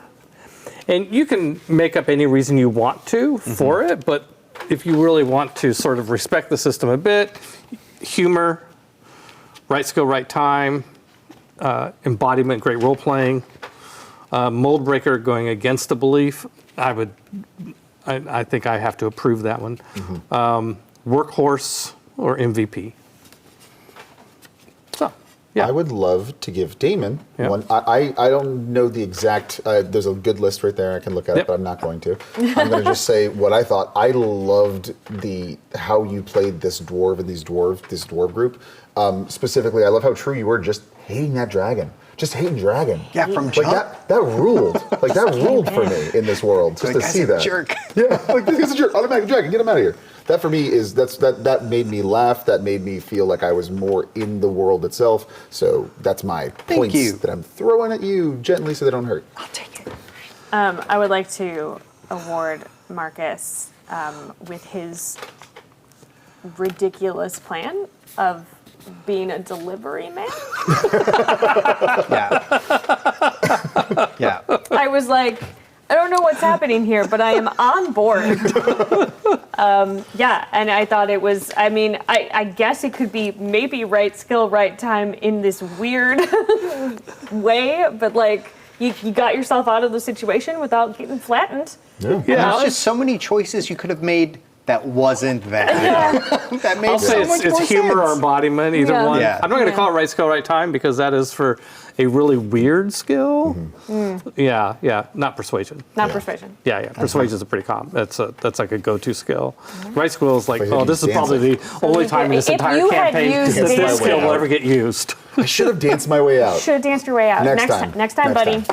All right, but either way, you get the persona. All right, Damon. So I'm gonna offer a point to Sarah for role playing a sister very accurately. I have several. Good job. I'll just leave it at that. Thanks so much. Yeah, feels right. Because I also think that part of Sarah is really wishing she could flirt with Ariadne and have fun with Ariadne, but she has to stay true to who this character is. Can't fork in seduction. Here you have the whole campaign is have this super not fun allowing me. elf daimogoddess that she really is obligated to not like. I hate her. Sucks. Well, I am going to give right skill, right time for jargon. Oh my gosh. Yes. That was genius. That was just, that just tickled my funny bone. I'll take it. And there you go. So it's a lot of weird dwarf skills. They're hard to use. Yeah. That's the thing. Okay, so I think we're ready for final goodbye. You can say, remind everybody who you are and where you can be found on the internet, and anything else you want to say in closing. Absolutely. Hello, my name is Marcus. You can follow me on Twitter at BestKindOfWorst. You can also follow me around at TwitchCon this weekend in Las Vegas, Nevada. Say hi. We'll be wearing the Gen Con TV badges. We'll wave right back. Hi, I'm Sarah Moore. You can find me all over the internet at Pixies and Pins or at my website, which is pixiesandpins.com. And you can find me here on Gen Con TV every Friday night at 5 p.m. Pacific for Sarah's Table. We are off this weekend, as previously mentioned, because we're going to be in Vegas for TwitchCon. But next week, we are back with the second episode of Eat the Reich, where you get to be vampires who eat Hitler. Lovely. Hello, my name is Damon Van He. You can find me on the internet in a couple of places. I'm not great at interneting, but Sarah is. And we made a game together, and she does most of the social media for it. It's called The Crowned. You can find us at formerlyferalgames.com. And then the two of you took most of my thunder about Vegas. I'll be in Vegas this weekend. Let's do it. Vegas is good. Vegas. I don't know about everybody else, but I'm going to be in Vegas this weekend. We are going for TwitchCon, and I think there's a good chance I will actually make it to the convention at some point. Fingers crossed. I'm very good at Vegas. Anyway, I am also here on Gen Con TV regularly every other week on average for Actoroke here on Wednesday nights. Also, Friday afternoons, not this week, but typically most Fridays at 2 p.m. Pacific time for table tapes with my dear friend Marcus here.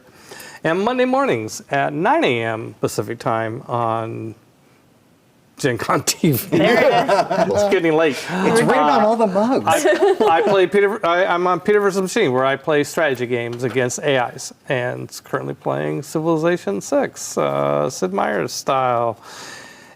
And I can be found at World of Chaldea and myself on Facebook. Peter Adkison on Facebook. That's it. That's it. Wow. The real reason we stopped this game is because I'm having trouble talking and connecting my words to my thoughts in my head, because the thoughts in my head are just going all over the place anyway. So Vegas brain, it's okay. yeah, part of my brain said, "Oh, game's over. Shut down."